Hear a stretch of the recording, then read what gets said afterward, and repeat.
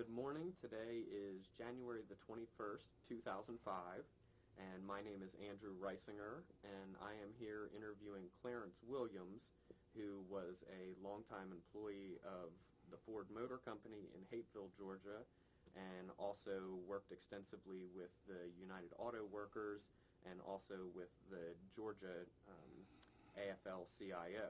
Right. And I am here interviewing him for the Voices of Labor project, which is a project of the Special Collections Department at Georgia State University's archives. And to begin with, if I could just get your verbal acknowledgement that you're aware that we are recording this interview. I'm very aware that we are recording this interview. Matt, I'm sorry. Boy, it just went away. Andy. I knew it was Andy, but it didn't sound right. I'm very aware, though. In fact, I think I sent back an authorization for recording. Okay. It's a form that you guys send in with the packets. It requires us to sign it, but I'm very aware of that. And I apologize for the jumble. Good morning to you. Well, thank you. If we could begin, we'll just start a little bit with your earliest years, your childhood. Okay. If you could just tell me your name and where you were born and when you were born. All right. My name is Clarence Williams.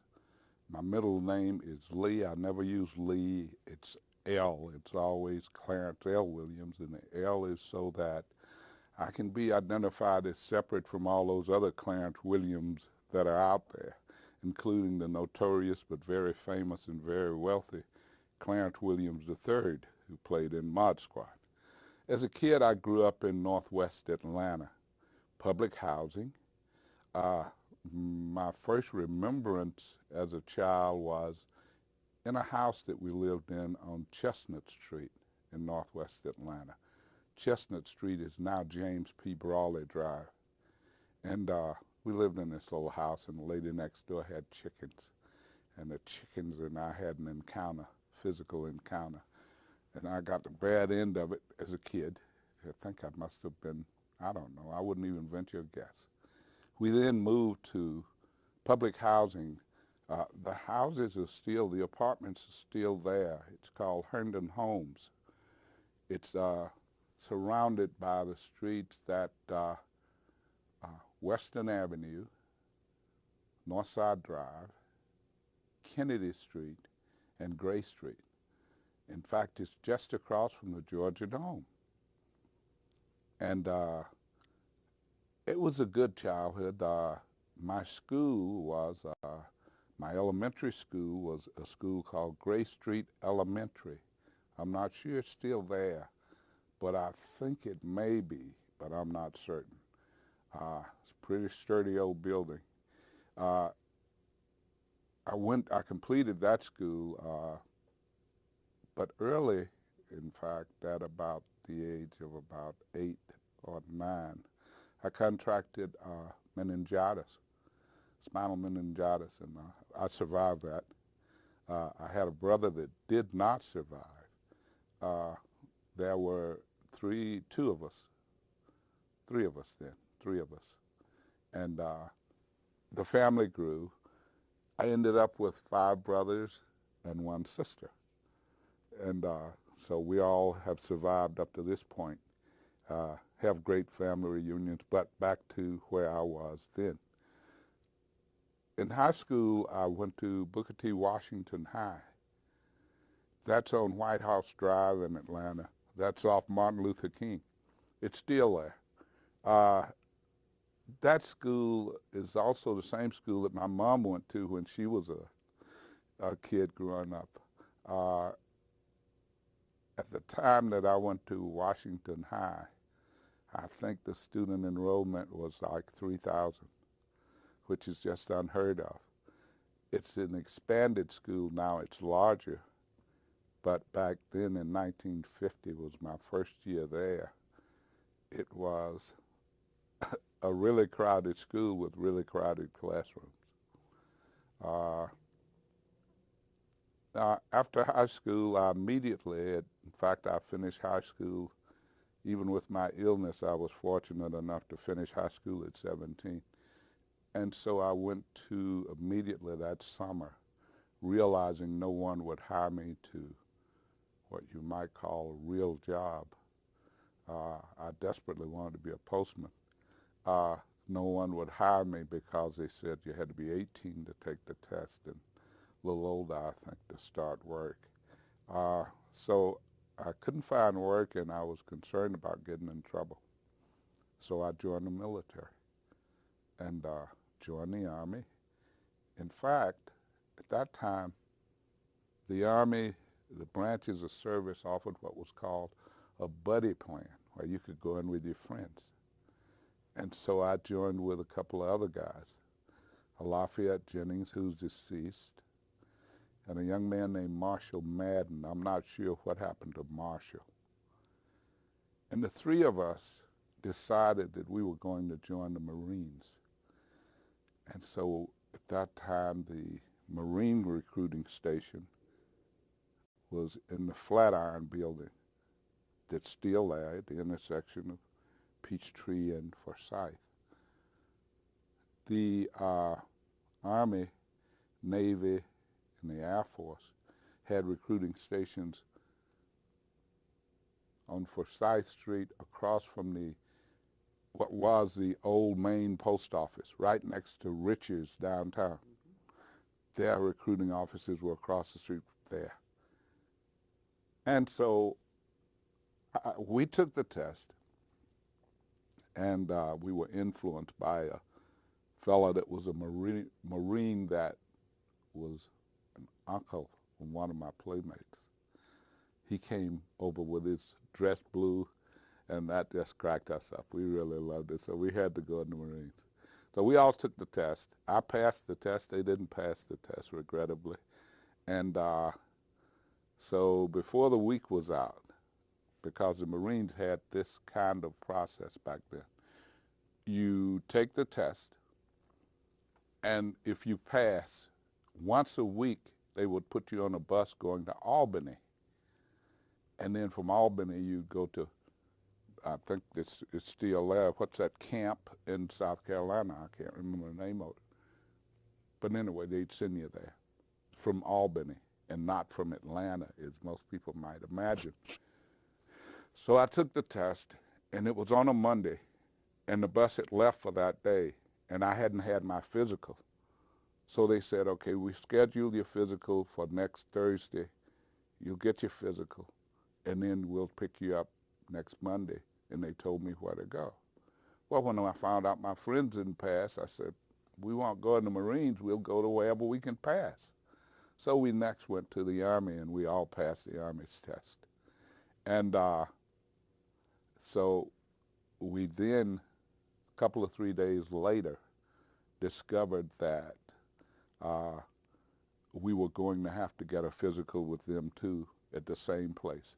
The place they gave physicals back then was on Ponce de Leon Avenue. There's a plant there now. In fact, it's right next to City Hall East. That used to be a Ford assembly plant way back in the day, according to the guys, and then they converted it to I think they call it a military induction center. And all branches of the service had to go through there to, enter the service. And they gave you your physicals and everything there. And so we all joined and went down. But in the interim, in my personal life, what happened was I had gone through elementary and high school under the name of Clarence Florence because my mother's name was Florence. My mother had remarried, and she just drew a line through Williams and sent me to school under Florence. Well, the day that I got to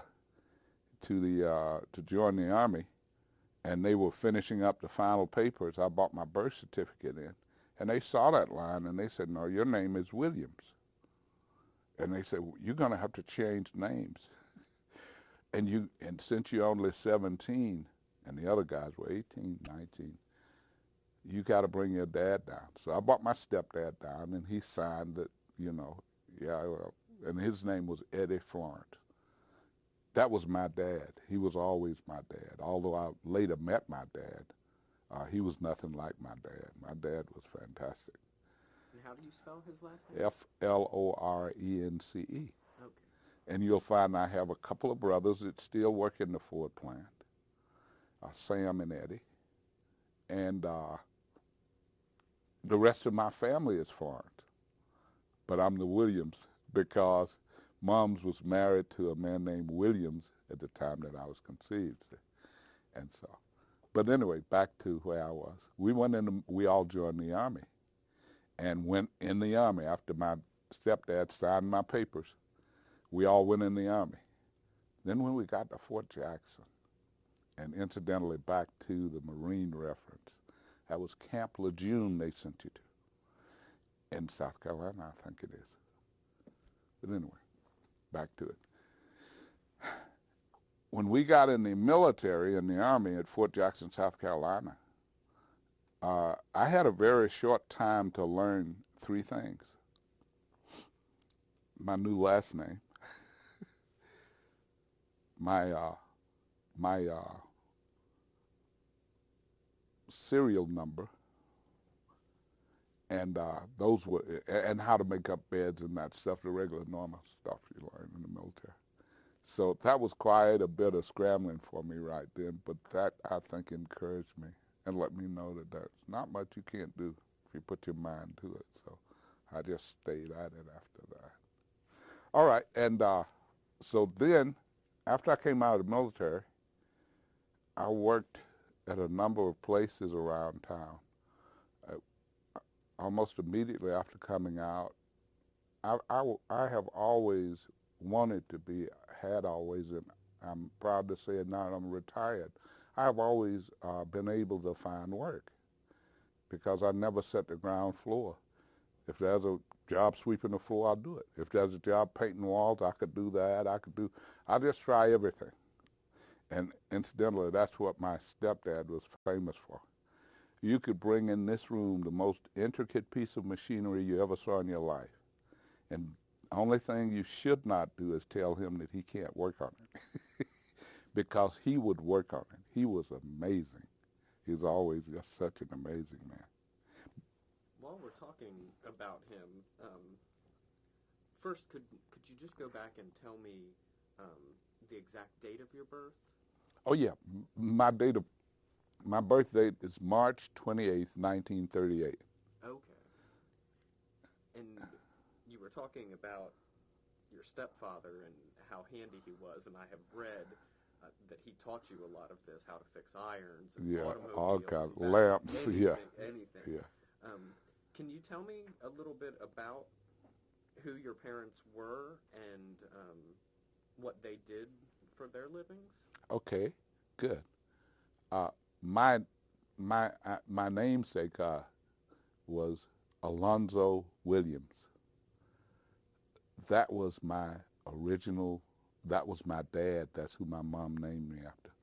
Alonzo Williams lived in an area of town called Rockdale. A lot of people don't know where Rockdale is. Rockdale is just up the hill from where Perry Homes is. And that is, it's not Marietta Boulevard. Yes, it is. It's west. I think they call it West Marietta Boulevard. Just before you enter into that area going down into where the old Perry Homes housing development was, on the left there was a community back in those days, and it was called Rockdale, Rockdale. His dad and he were custodians, school custodians. My mom did various domestic work. One of her longest periods of employment was with a company called Sparks Antiques. It was on Paces Ferry Road in Buckhead. That's where they ended up. When they started out, they were on West Peachtree Street, as I recall. In a little shop there. It was a husband and wife, and they acquired antiques through various and sundry ways. After they passed, as they grew older and not able to keep up the business, they sold it to a Rudolph, a fellow named Rudolph. I can't remember his first name. who lived, I can't even remember the name of the street, but I know exactly where his house is.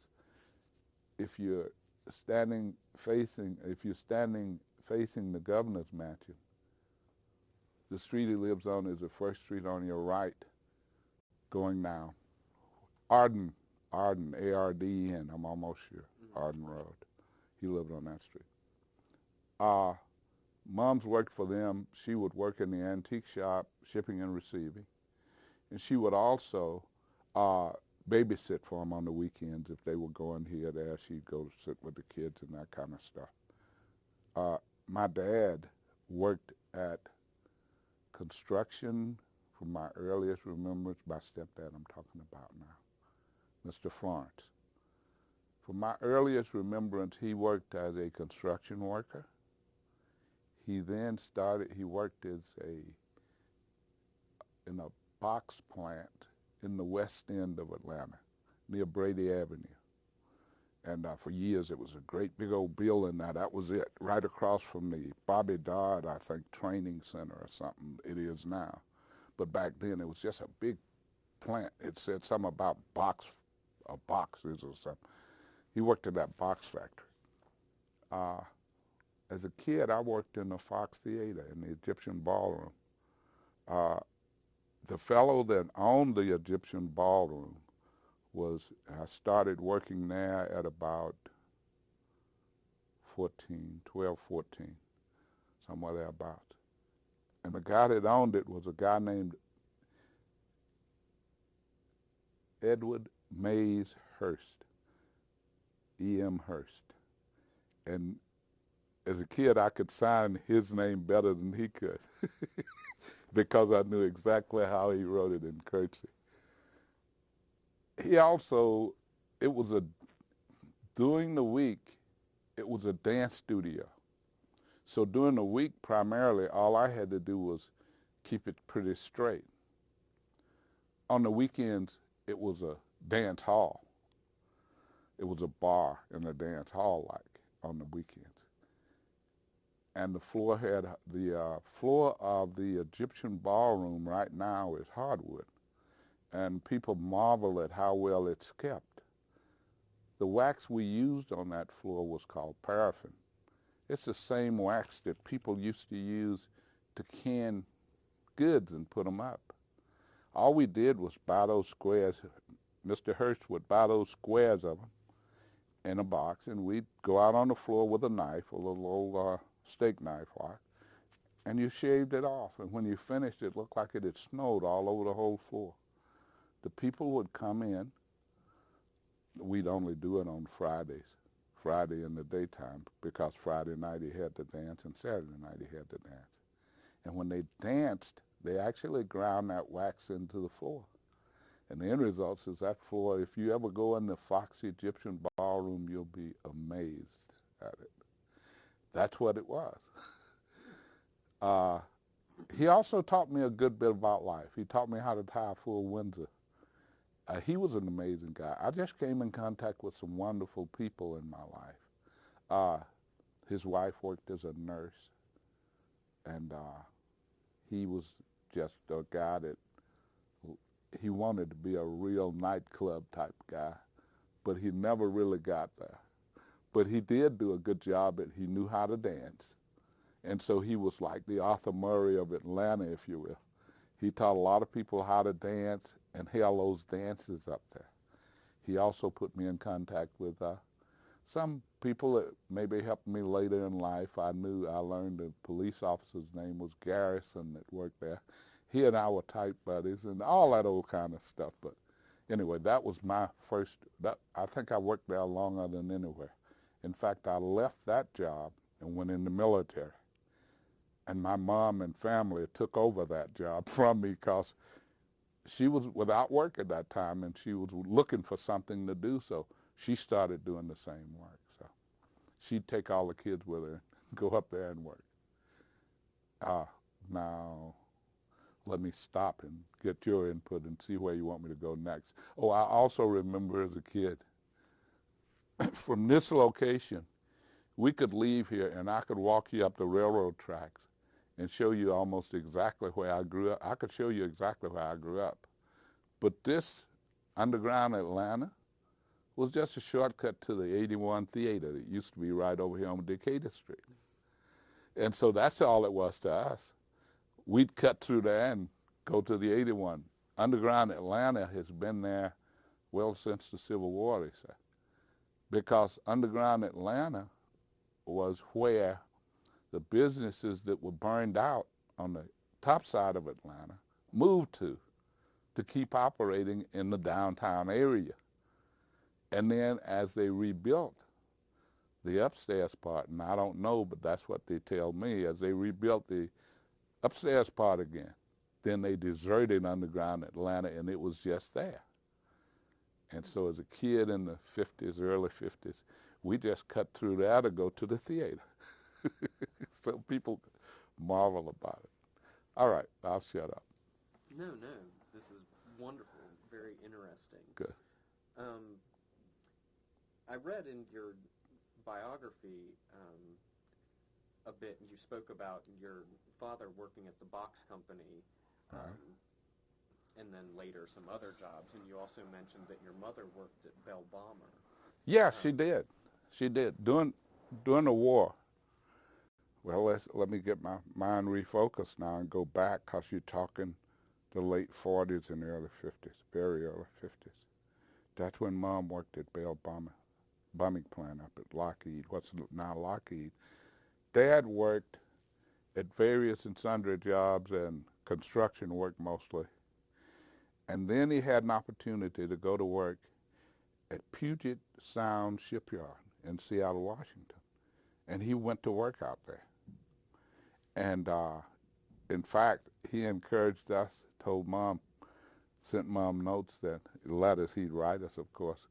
Oh, and incidentally, my stepdad was not a very intelligent man. He didn't go to a lot of schools, I should say. But I think he finished like maybe 5th, 6th grade, something like that. But he was so amazing, the way he would tackle things. And, but anyway, yeah, he went to work at Puget Sound Shipyard, and he had another job. He actually acquired a good bit of money while he worked out there in the shipyard and during the war. And of course, during the war, so many things were rationed. I was sent to live with an aunt so she could buy me some shoes, because you could only buy so many pairs of shoes during the war.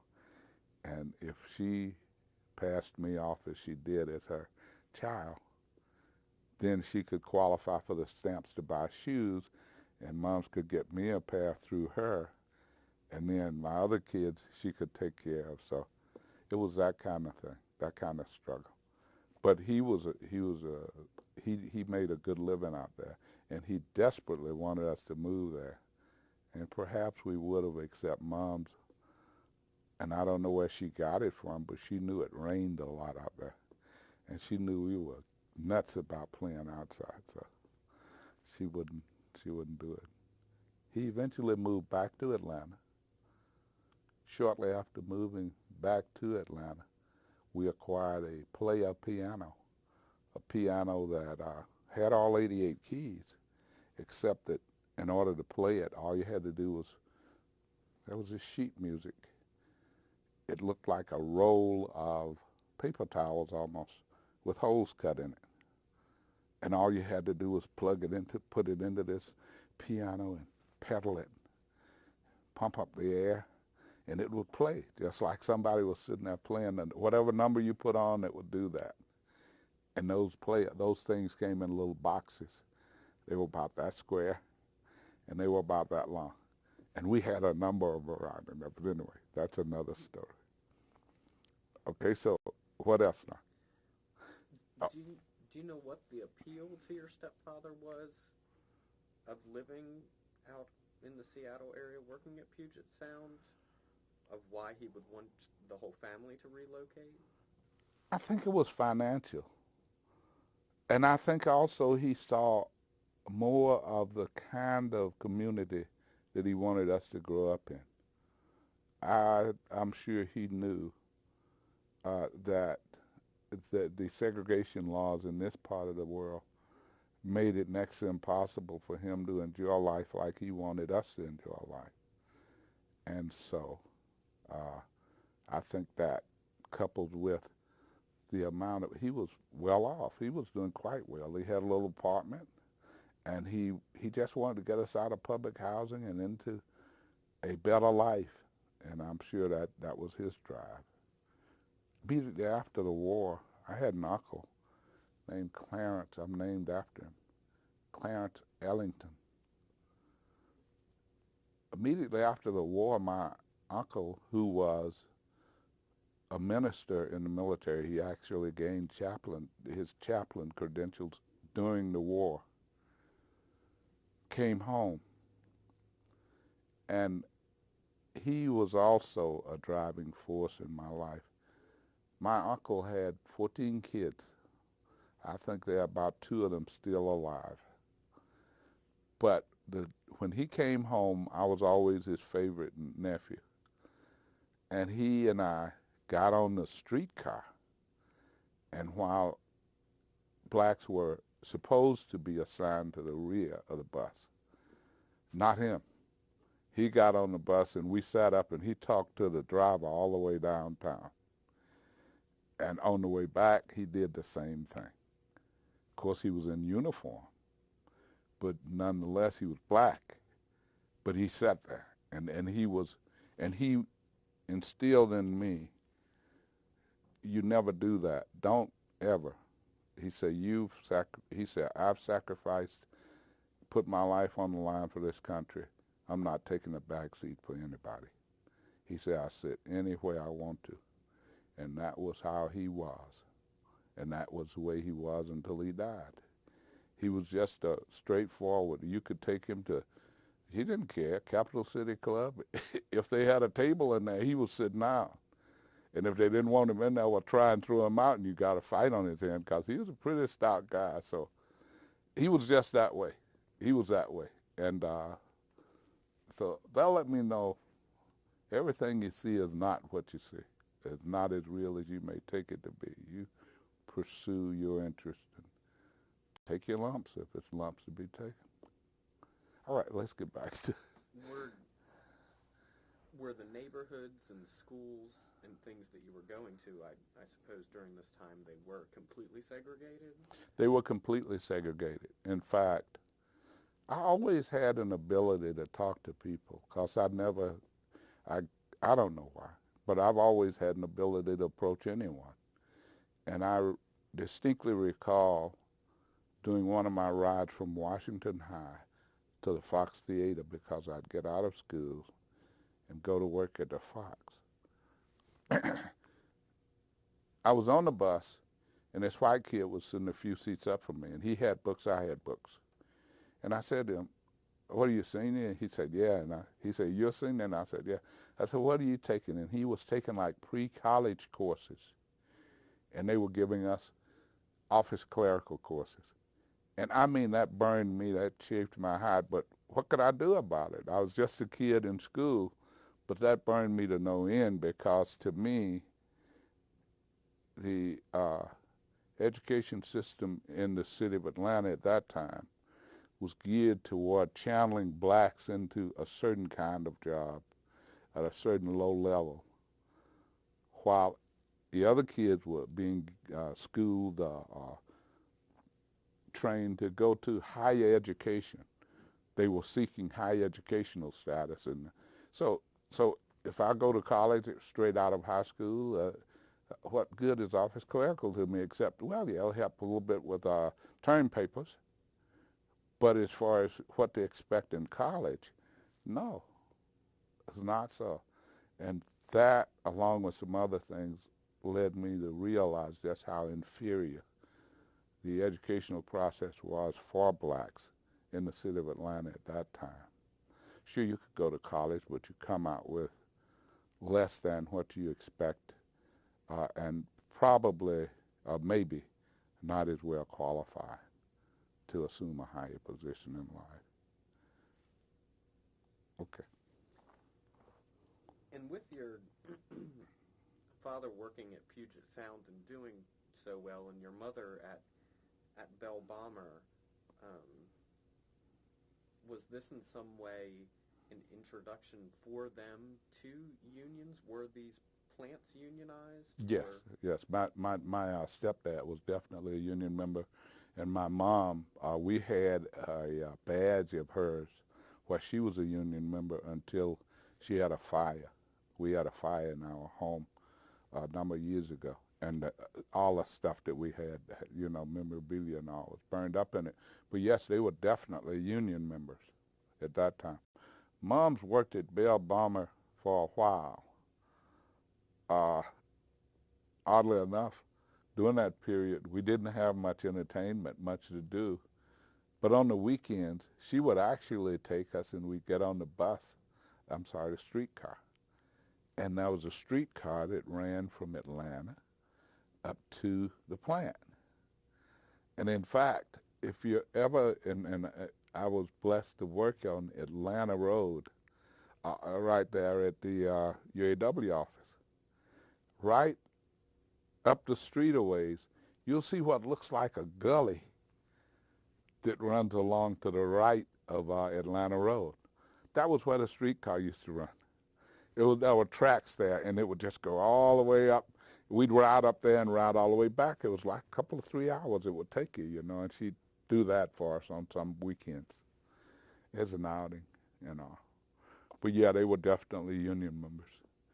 And we always knew that, life as a union member was better than not being in a union. Was that unusual at the time here in the South and in Atlanta for employees to be unionized at all? Well,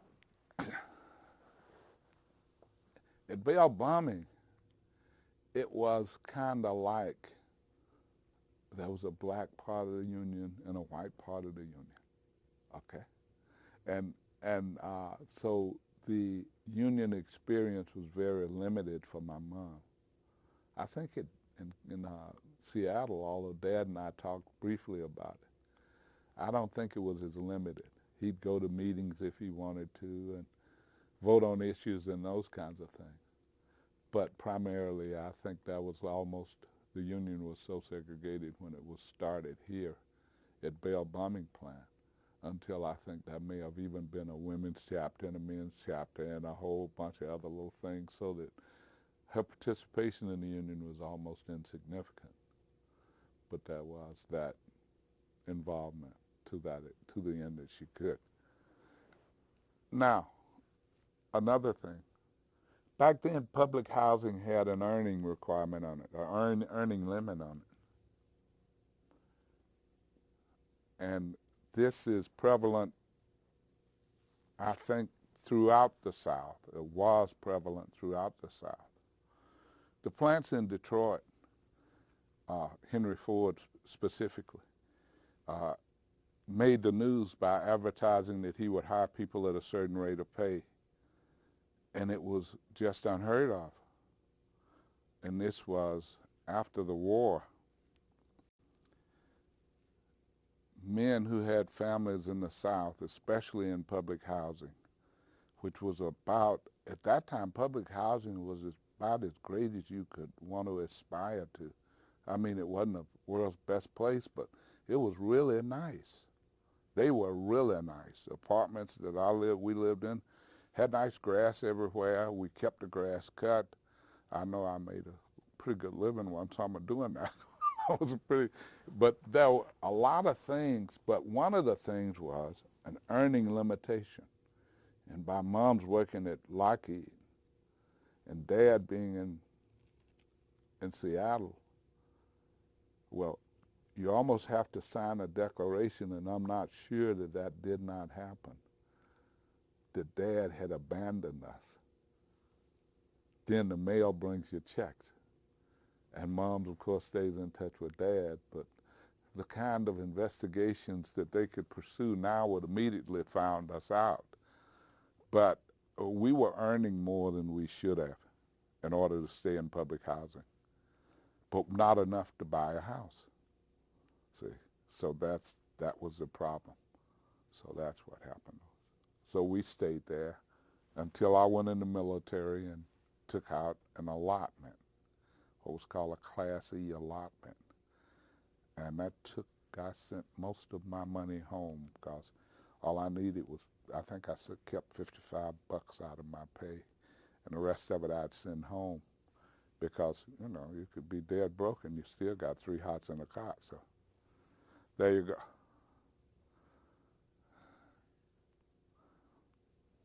And from that, could you tell me some more about your work history? I know that you've mentioned that you cut grass one summer, and you talked about the Fox Theater and also then your service with the Army.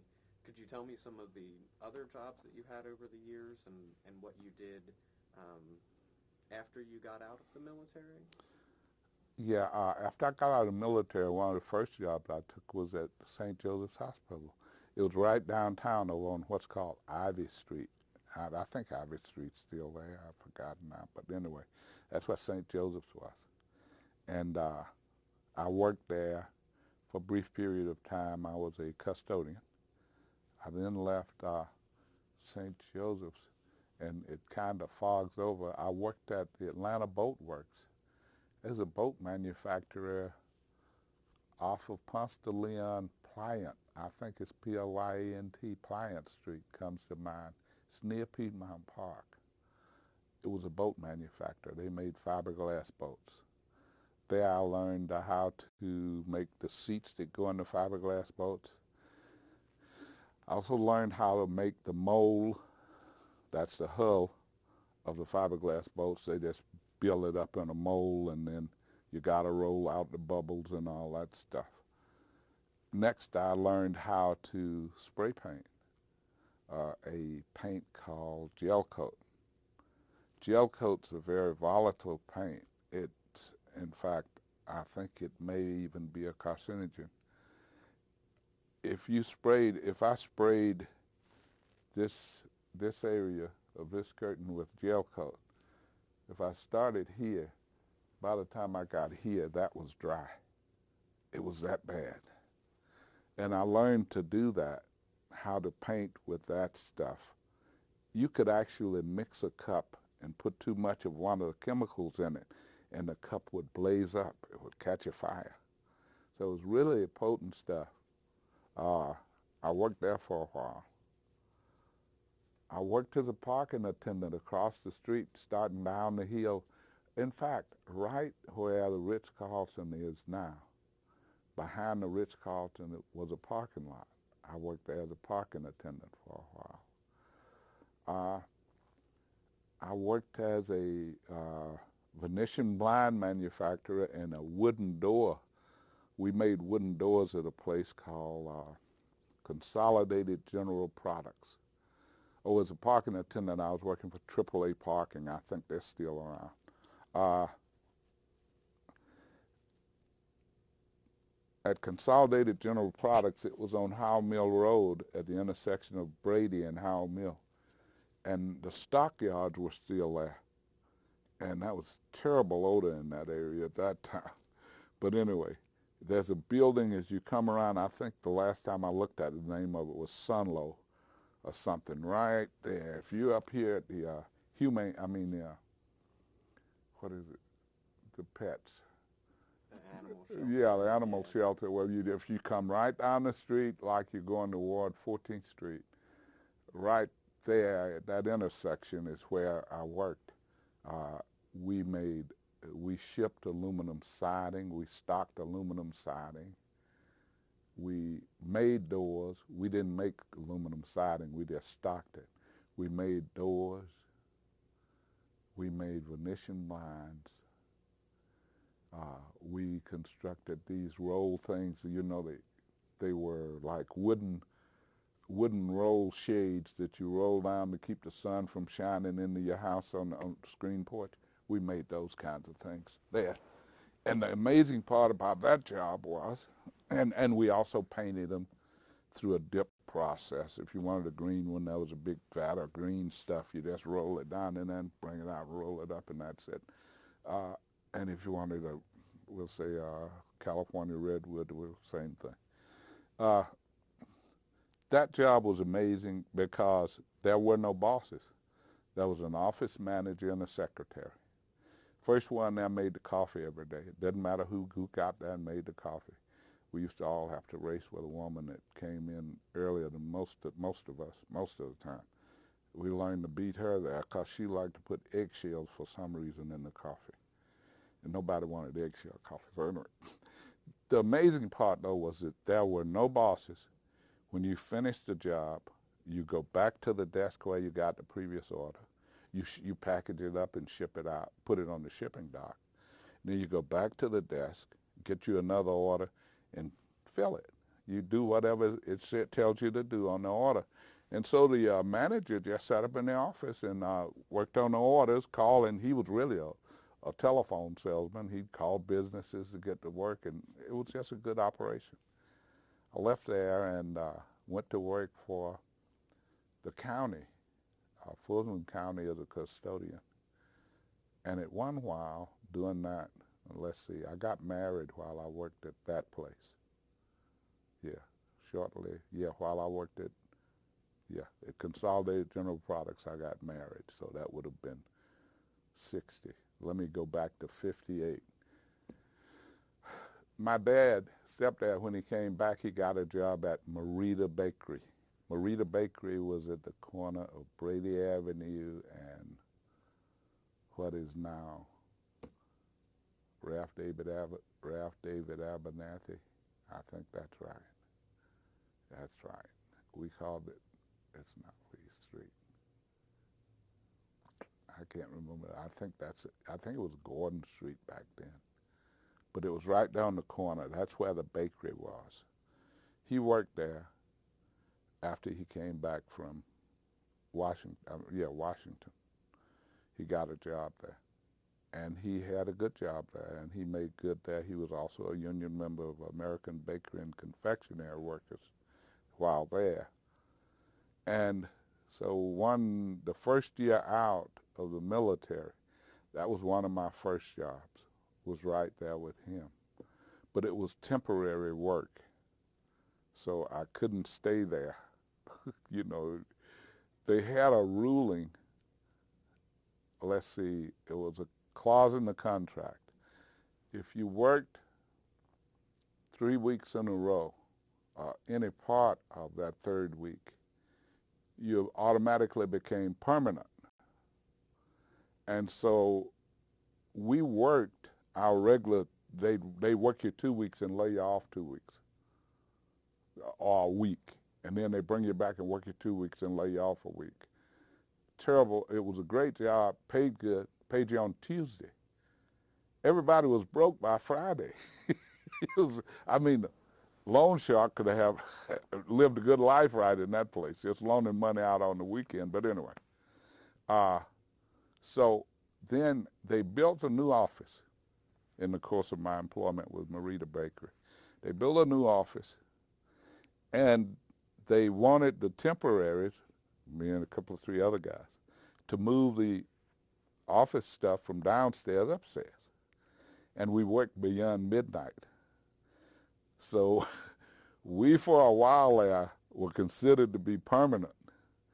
But the union finally worked out a deal with the company, and so we had to go, and that was that. But that's what happened there.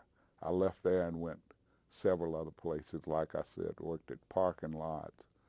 I worked at hospital, worked at the boat place, ended up at Consolidated General Products, started to work for the Fulton County as a custodian.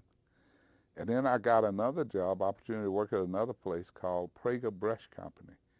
Prager Brush Company was on Marietta Street. And you know where the county is, up here on Forsyth. I had an old car, but it was failing me off and on, and then finally it just gave up. Well, I got off from Prager at 3:30, and I had to be at the county at 4 o'clock.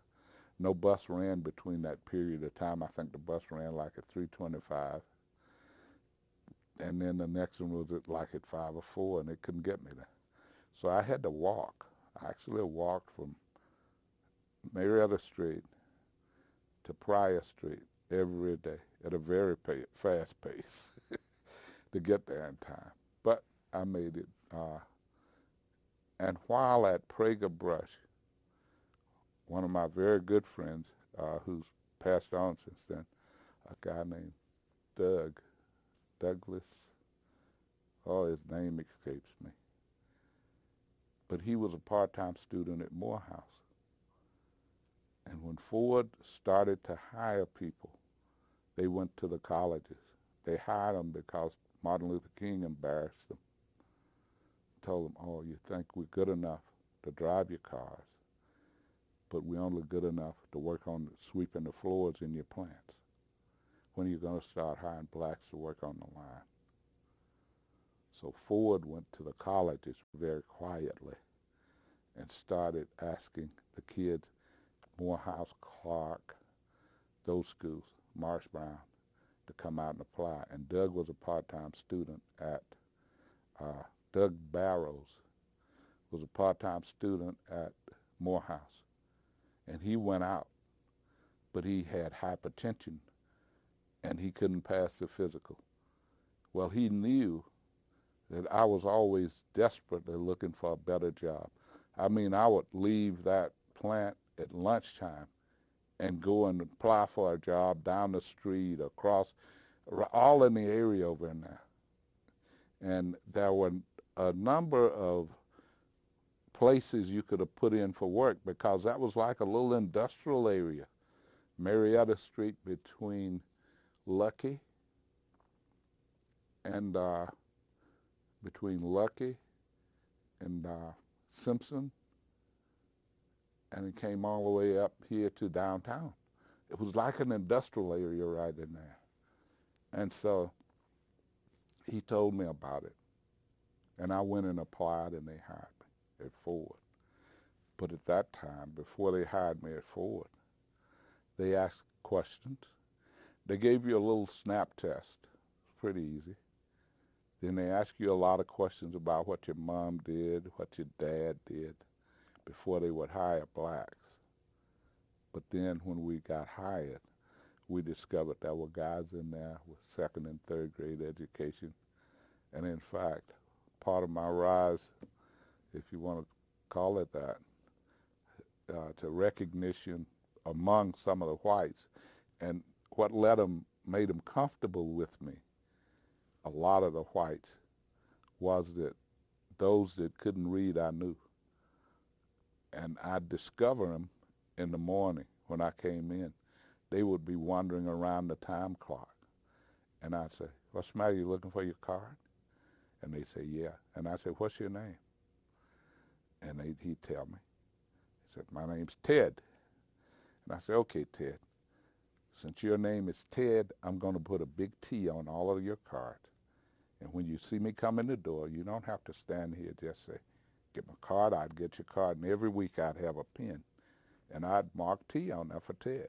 If it was Charlie, I'd put a C for Charlie or something. And I wouldn't tell anybody they couldn't read. I didn't act like I acted like I didn't know. I just acted like, well, maybe he needs his glasses changed or something. And so that's how we befriended some of the whites in the plant. And those ended up being some of my most loyal supporters later on, because we just didn't put that business out, as the word goes. Right.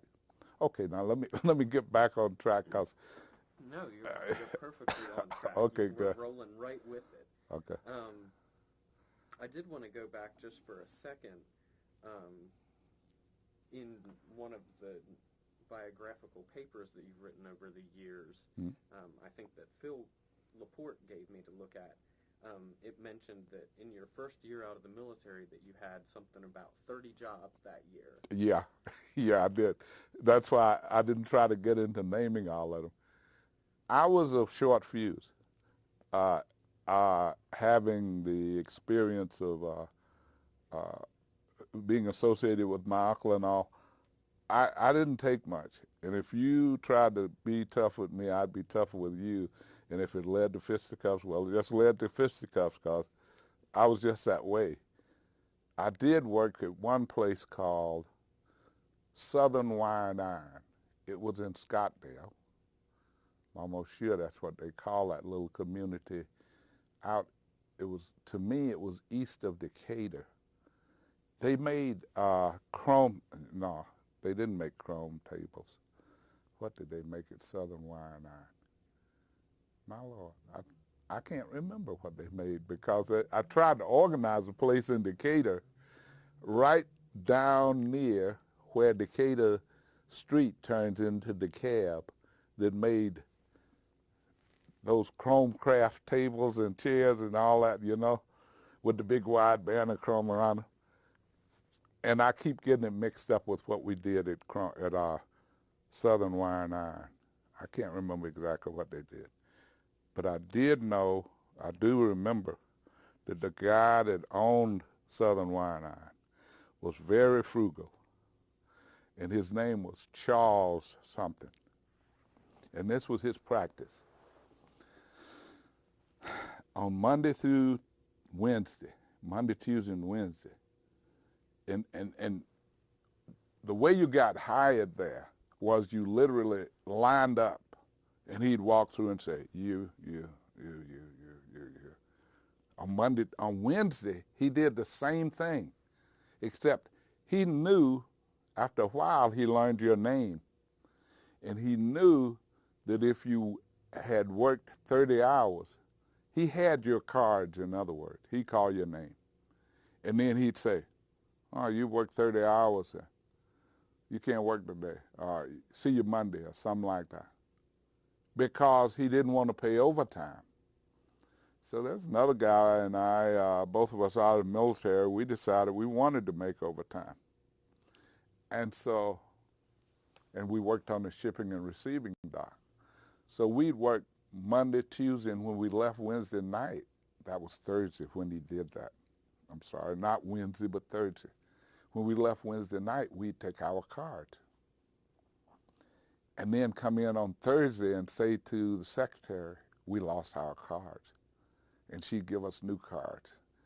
And then we'd put our cards, both of them in there for Friday. And then the next weekday there was overtime.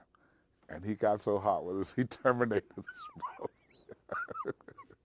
But that was one of the 30 jobs I worked at. The parking lot was one. Ooh, the hospital was one. Yep. I think that's about all I can remember because some of the others were so insignificant, you know.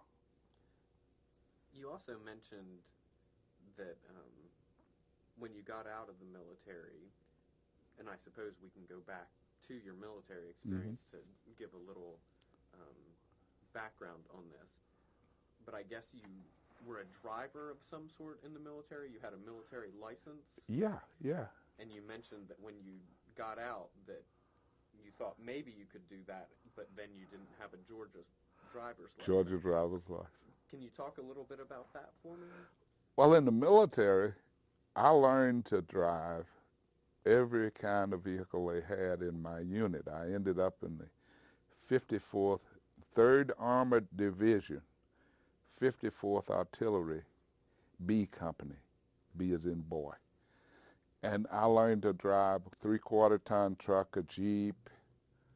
But I was most skillful in driving what's called an M7 tank. If you ever see these old tanks in World War II movies with the track, it was like a piece of track laying up here in a turret, round turret, and the 105 millimeter howitzer was the gun that we had on that. And the way you drove those was you sat down underneath this big sheet of armor, and there was a little place for you to look out. If you wanted to go right, you had to step on a brake on this side and pull this thing, and it would lock that track, and it would turn that way. If you wanted to go left, you did just the other thing. And I became pretty good at that. I was a driver for a while. I was a loader. I loaded the weapon. And so then when we received a new shipment of armor, tanks, we got what's called an M52. It was a more modern looking thing. And it had a handlebar like a bicycle. And it had a gear that you could drop it in and turn that steering wheel. And it was designed so that if you, in going about, you saw an enemy nest there in a foxhole, you wanted to destroy them, you could just pull up on top of it and put it in neutral steer, and it would just go right down on top of them, and you could come right out of it. Or you could just drive them in the ground and then drive on off. And so that, along with the maneuverability of the vehicle, you know, you could turn it around real quick and be ready to go in the opposite direction. So it was a fun vehicle to drive. But when we received those, and I was stationed, originally I started out in Fort Knox. Then I was transferred to, I'm sorry, not Fort Knox, Columbia, South Carolina at that camp. That's where I went. After I left the induction center, I went to Fort Jackson in Columbia, South Carolina. Then they shipped us, after we finished basics there, they shipped us to Louisville, Kentucky, Fort Knox. And then after Louisville, we gyroscoped, was what they called it, to Germany. And we replaced the Ivy League division that had been there since World War II. Spearhead was, 3rd Armored Division had that triangular patch with the colors in it, and underneath ours it said Spearhead. That was the outfit that Patton had led during World War II, General Patton. And so, as I said, when we got new equipment, they gave the old tanks to the Germans because the German army was, you know, democratically controlled and coming in its own. And then we got the new ones, and they took me and put me in school to learn how to drive it well enough and then to pass that learning on to others. And so I trained all the tank drivers in the 3rd Armored Division there for a while. Not tank, but the M52 drivers. The tank drivers were trained on a different product, but the artillery drivers, I trained most of them then. I also acquired I was smaller then, and I was pretty neat and sharp. So and I had a great pair of boots. I learned how to shine a pair of boots really good. So whenever they put me on guard duty, I'd get Colonel's orderly. That Colonel's orderly does not walk guard duty. If you're the sharpest trooper, and if you aren't, you can challenge the sharpest trooper. If they pick you, say, and I wanted to challenge you, then you had to go down a list of things. Your pants had to be marked in the right place, your trousers, your boots. You had to have a handkerchief with your last four, your last initial of your name and your last four in your pocket. And it couldn't be in any pocket. It had to be in your left pocket. And all those little things, your helmet had to be marked, that's right. Your weapon had to be clean. You had to know your weapon number. That was the third thing I should have learned. I had to learn, because you had to learn your weapon number so that if they said, what's your weapon number? And you could say it right away. And so all that, along with what they call the general orders, those are little things you were supposed to know as a soldier then. You could actually challenge. I could actually challenge you, and if you missed any of those, well, then they declared me the colonel's orderly. Well, the colonel's orderly got a 3-day pass, and all you had to do was go to his headquarters, and when he came in, call attention, let everybody know that he's in there, and do the really easy stuff. So I used to get that so much that if in my company, if they knew I was on guard duty, they wouldn't even try. And so, you know, I was pretty proud of that while doing my military service. I didn't rank very fast, but that's another story. I think it was because of a number of things. But I didn't rank very much. I think I came out of Spec 4. But that's okay. That was okay. Why do you think that you didn't rank so fast? Well, a number of things played into that. I just think that, well, I know that the military is very structured. And if they meet a person that's not as structured, or even if they perceive them to be more structured than they are, you're dead meat. They don't want you around. You know too much. So they'll try to suppress you. They'll try to push you into positions and where you don't really want to be. And so they did that so much so that the last year, the last 6 months, I was in the military. I actually went out for track so that I could be TDY is what they called it. That's like excused for the afternoon. I'd meet revelry in the morning and that kind of thing and go to breakfast and work a little while till lunch. And then the rest of the afternoon I had off to train for my upcoming track events or whatever. So that was my bailiwick, because I realized I'm not going anywhere in this man's army. But I think that was it.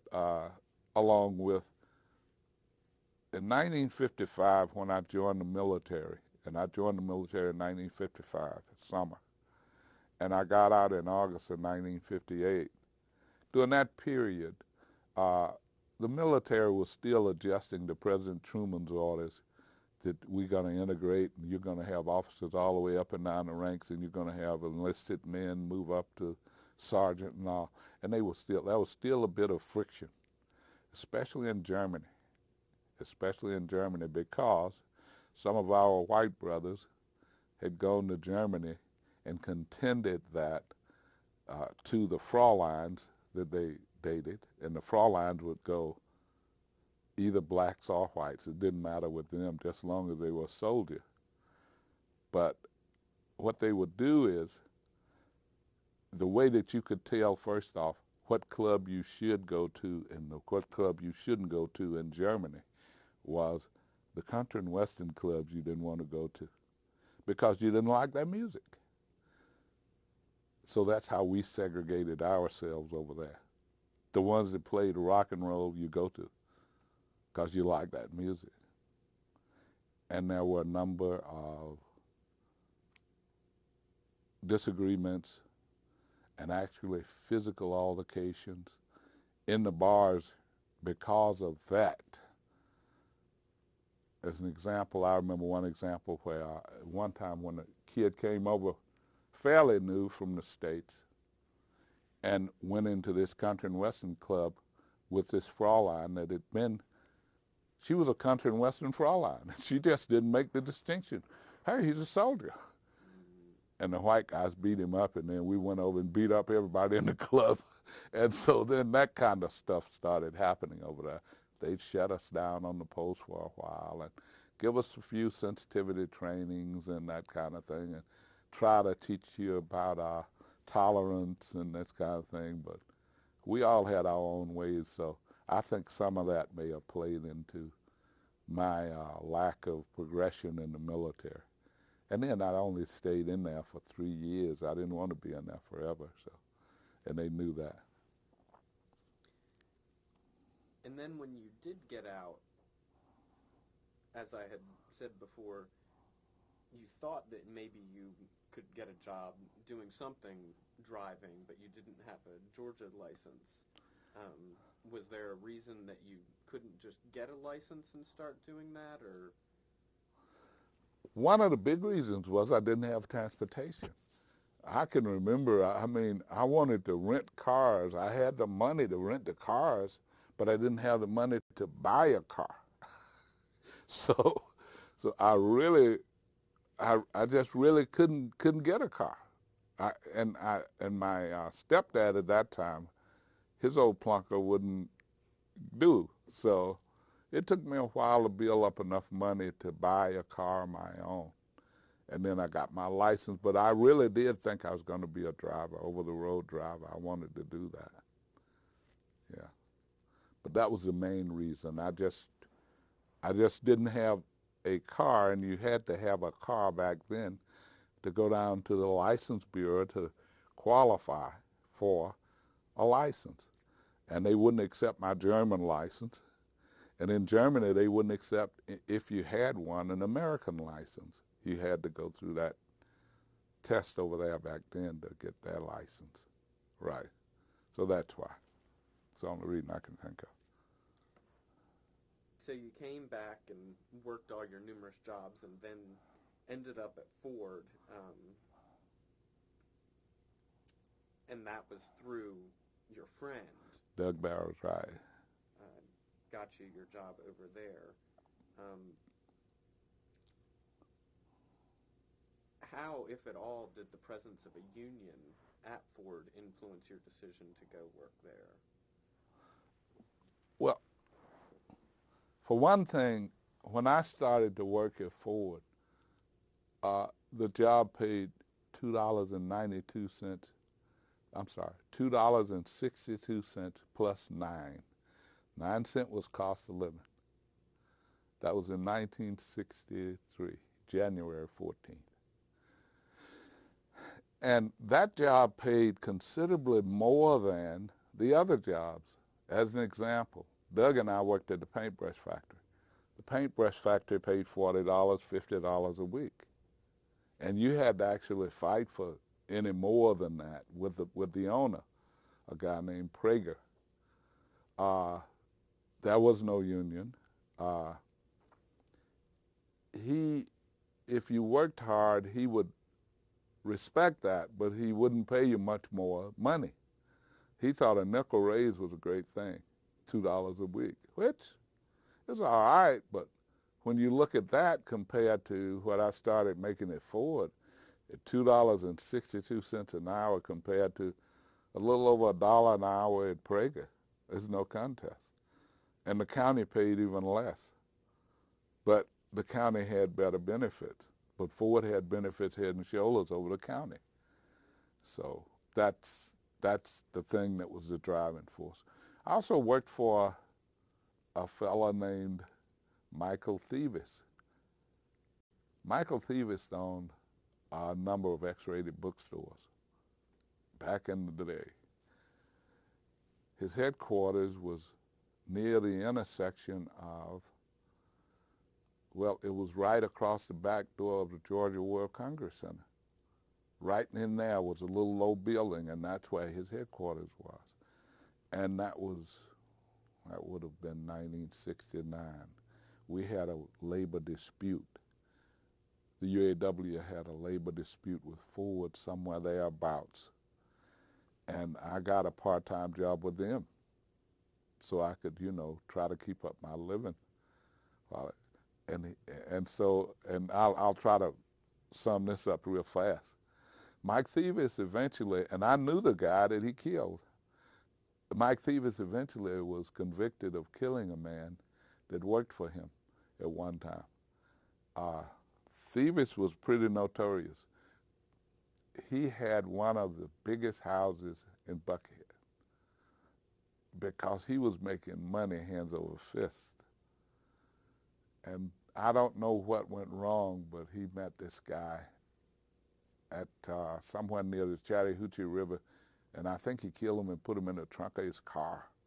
But the X-rated bookstore business was terrible at that time. It was terrible. I mean, there were people in it that was just, you wouldn't even want one of your best mafia friends to go out with them. But they were terrible. But anyway, I worked for him for a brief period of time. How did your family feel about that? Well, they didn't know. All they knew was I worked in a bookstore. Mm-hmm. And in fact, the bookstore was at the corner of Marietta and Broad. What's there now? There's a building there now, I think.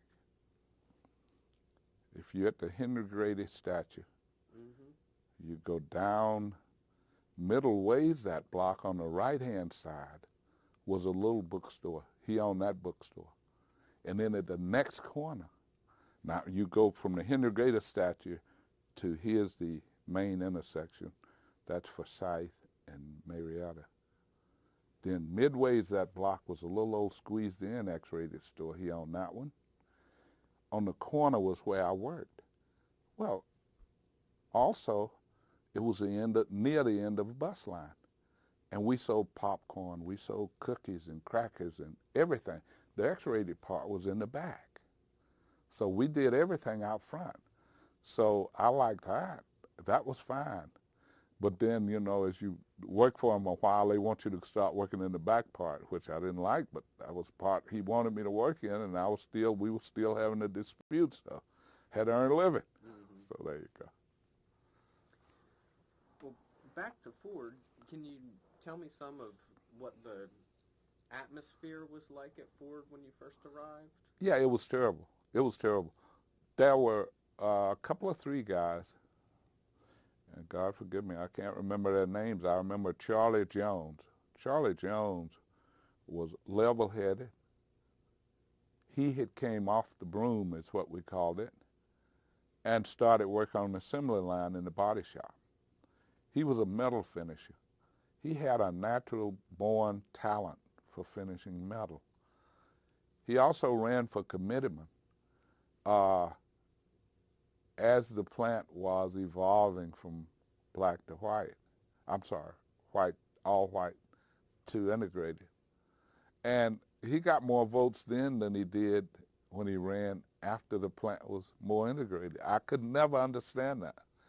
But I think Charlie also exercised some of those same little nuances like me. Just look out and talk to people. And there's another guy named Big Ike. MacIver was his name. And he also came off the broom. Big, boisterous, 6'6" maybe, 300 pounds easy. And nobody messed with him, but, you know, he started work on the line too. But what the company did was integrated the people off the broom first into the workforce. Then they brought in outsiders. And as they brought in the outsiders, and I was among the first group, it was nothing to be on your way to lunch and hear them say something like, well, yeah, that's one of those new niggers up there. And those kinds of things, you know. But what could you do? You look around, that's couple of 300 guys behind you coming up. Who you going to beat up? You can't beat up any of them. So you just go on and eat and don't worry about it. But I would always remember their faces if I could. And eventually I'd get my comeuppance from them in some way or another. You don't have to beat everybody up. You have to, but sometimes you let them know the kind of person they are. It was a constant struggle. And in fact, the way that blacks were elected early on in that plant was that we formed a club. And it was called the Better Community Builders Club. And that it was made up, comprised of all the blacks that previously worked in the plant. All the active workers. We'd get them into that club. We'd channel the new ones. We'd tell them, we're meeting over here, we want you to come. And then we'd pick who we wanted to run. And then we'd support them. If you could vote for 4 committeemen, we'd all vote for that one. And if that one was successful in recruiting other votes other than the white vote, other votes other than the black vote exclusively, well, then they'd pretty well win most of the time. While the whites were voting for all 4, the other 3, we'd vote for that one. Eventually, though, things changed, and to the UAW's benefit, we were able, through efforts by Walter Reuther and others, the Civil Rights Department, even the director, one of the longest-serving directors in the UAW's history was a man called E.T. Michaels. And in fact, our rec hall is named for him out there now. Our recreation area is named for E.T. Michaels. E.T. Michaels was a director of Region 8, and he and Bert Bothy, his assistant director, were eventually came to realize that it would be in their best interest to integrate the plants down here. And so they worked toward that end. And when they finally appointed me to the staff in 1979, in fact, one of the vice presidents of the UAW came down. The local had a big breakfast for me. And Vice President Ken Bannon, who was then over the Ford division of the UAW, came down and had breakfast with us. So it was that kind. But it was pretty tough during the earlier years. But the jobs were hard. I can remember hearing the superintendent calling one of the supervisors and said to him, "I'm sending you 3 guys. I'm sending you 6. I don't need but 2 back," which meant he wanted him to run off 4 of us. And I remember that day quite well. They put me in a rail car, and my job was to assist this other man in unloading what amounts to the frame of the car. And they came stacked up on the end in the rail cars. And you had to actually use a pry bar to pry them apart. Once you get 2 or 3 of them apart, then you had to hook this chain around them and then step back and use the horse to hoist them out of the... And he just knew I was going to quit because I weighed every bit of 165 pounds then, and he just said, "Oh, he ain't going to last." But I hung in there. And there were other jobs that, I guess, in retrospect, if I were to hire a young man or woman now, I think I'd do that too. Because then you find out right away whether they really want to work. And so that's how it was. But it was pretty rough.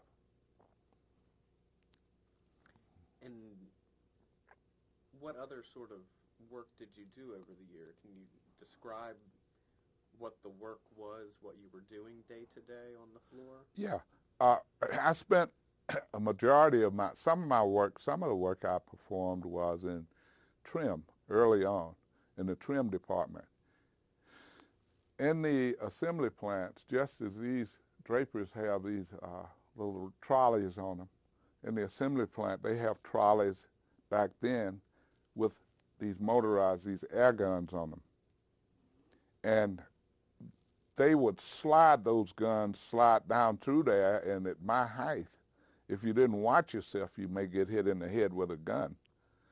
And they also had these big, horrible air hoses, rubber air hoses. Well, the place I previously mentioned, Consolidated General Products, just before I left, a salesman came through selling a lightweight, and I call it pigtail hose, sort of like a phone line, that could hold up to 300 pounds of air per square foot or something like that, in that line without bursting. And it was not unusual to hear the lines popping all the time or from time to time in the Ford plant when I first went there, because they use these big black rubber hoses and they just drug them across the floor. Eventually that rubber's going to puncture and bam, out comes the air. And then they got to go to another line or something. So I made a suggestion in less than a year. I think I got hired in January. I made a suggestion in February of '63 that they go to those kinds of hoses. And they rejected my suggestion. Back then, if they accepted your suggestion, you got a new car. And some other things. I forgot what all it was. So they rejected it, saying that it wasn't capable of holding keeping the air in check with that much air pressure. And I assured them it was verbally, but nothing I could do. They had turned down my suggestion. It was their program anyway. Well, the next year in January, they started to install them. And so I reactivated my suggestion. And, of course, my suggestion was in writing, and you could reactivate them within a year. Actually, I think they started when we shut down for December.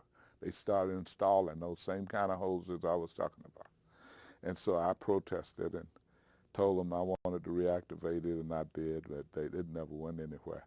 They say the plant manager saw them in California. I said, but I saw them last year. And, so much for that suggestion program. Yeah. So I lost faith in that suggestion program right away. And when you arrived at the plant, who carried out your training? Was it the company that trained you, or did the union play a role in that? In those days, there was no formal training. You went to a job, and this guy liked you, whether he liked you or not, they'd say, Joe, show him what you're doing. And you were required to stand there and watch what he was doing at that time. And I can say he, without fear of contradiction, there were no women in the plant working then. And so then you learned what he was doing. Eventually they'd give you a gun and say, now you do part of it, and Joe, you'll catch up what he misses. And then eventually Joe would just step back and you'd have it. And we were given very tight time frames to learn that work. And when I first went in the plant, and they just had sort of like a, what do you call it, a process where they just show you, see how they work, and you're looking down at these guys and they're standing around. Or they'll shoot a few screws and walk on off. And you say, oh man, and I'm making this kind of money? Hey, let me at it.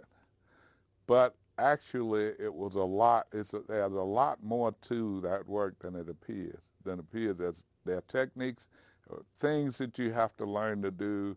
As an example, if you just tried to stick a screw in the hole and then take a screw gun and shoot it up there, you'd be in the hole and nothing flat. In the hole means you're losing space on the line. You're forcing the next operator back out of their operation, and it just continues a domino effect on down the line. You had to learn to plug the screw in here, and when you go to the hole, you just go as one motion, and those kinds of things. So, yeah, it was hard learning because a lot of the guys really didn't want to teach you. And sometimes they'll show you part of it and not all of it and that kind of thing. But we made it eventually. We figured it out. But most of my work was performed in some in trim. Most of it was in cushion department. In the cushion department, I worked most of my life. I had a job that required me to, at that time, we didn't have the ergonomics things that we have now. And this was how you pulled a cover around after our job was to pick up a spring, whether it's 2 or 4 or determined, put it here, then you put in a foam pad, what was called jute. It was a kind of cotton, thick cottony-like stuff, and then sometimes another foam pad on top. Then you took all that and you reached and got a heated cover. Well, they wouldn't heat it then, but you got a cover. And you had to take your thumbs and put it on the edge of that spring and actually pull it around the corner, flip it around the corner, if you will. And my knuckles, as you can see, are still black, even though I've been out of the plant over 26 years, 27 years. But that was a process. It was pretty hard on you. And in the mornings when you'd wake up, your hands would actually, the muscles would be like this. You couldn't close them, you couldn't open them until you went in the bathroom, turned on the hot water, and put your hands under the hot water a little while, and then you could start to move them. And I did that from 63 till about 69. And that's when I started working for Alliance for Labor Action as an organizer. Well, before we move there, Okay. I'm very interested in hearing about that. Okay. But, so talking about the actual physical work that you were doing and the sort of effects that it could have on your body, and you saying that when you were unloading the frames of the cars and everything, that you were a small man and they thought maybe that you wouldn't hang in there that long. Right. what were the working conditions like? Were they pretty strict up on safety sort of things? Well, you have to realize there were no laws governing the safety of workers at that time. There's no OSHA. So you just had to look out for yourself. As an example, if that job were there in today's time, I'm sure the pry bar that we used would not be the right kind of pry bar. It was something that somebody constructed that just fit for that purpose. I'm sure that the weight would be considered. The weight of those frames that went under the cars would be something to consider. The horse that we used to lift them out of what amounted to a coal car would be taken into consideration. There were a lot of things that were unsafe, patently unsafe in the auto assembly at that time. The sharp metals, there were a lot of things that you could get hurt on in the assembly plant back then in those days that they never gave any consideration to until the advent of the OSHA and some of the other laws that grew out of that. That horse now would have to remain under pressure over a weekend in order for you to employ it in the way that we did. But it didn't. When we finished the last job, we just left it there with no weight on it at all. There's a good possibility when you start it up on Monday morning, as the OSHA laws say, it may bust, it may break on you. And you're standing down there under it almost trying to lift something out. So there were a lot of things, a lot of areas for improvement. I only worked there a day or two, I think. And then they put me in other areas, and I eventually ended up in Cushing. That's where I worked most of my time. Was there a particular area of the plant that was more undesirable than another, or that was more dangerous? Or two areas of the plant that I would contend it was more dangerous than others. The first one would be the body shop. The body shop back in those days had these arc welders, these welders that went, and when they did that, the sparks flew everywhere. And guys physically had to attach it to the two parts of the metal.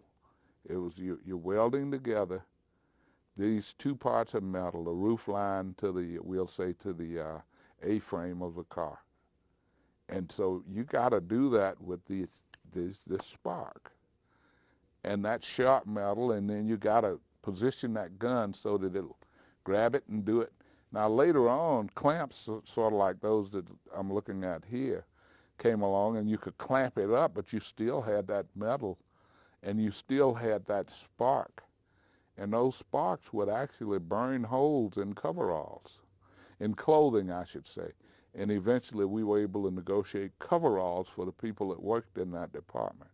The other department was, I'd say, paint. Paint was dangerous because of the fumes from the paint and the toxicity of the paint that you come in contact with. That was, in my opinion, dangerous. Then we eventually negotiated these big hooded outfits, and I think now it's all automated. Robots do both the welding and the painting. Another part of the paint department was that there was some kind of gas that flowed freely through the lines in the paint department. And the guys down there had an act of blowing up, or we'll say a rubber glove with it, and then put it down somewhere, and it would go off and sound like a shotgun. That's all they do. It was that kind of stuff.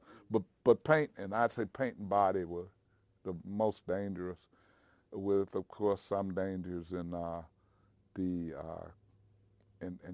trim department because of those guns sliding along the railing and that kind of thing. And then you had to step up to work on it. Nobody knew about ergonomics. You had to step up to work on the car and then step down to get your stock and step back up instead of them making a level floor so that all you got to do is turn around and get it and put it on the car.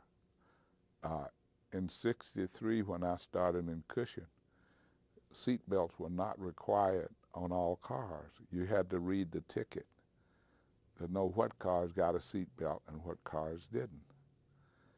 In '64 or '65, while still working at the same job, seat belts became mandatory, I think. '64, '65, I think I'm right. They became mandatory the next year or so. And I was required to put seat belts on all the jobs with no change other than instead of just putting it on every one or every other one, I had to match up the color and put it on all of them.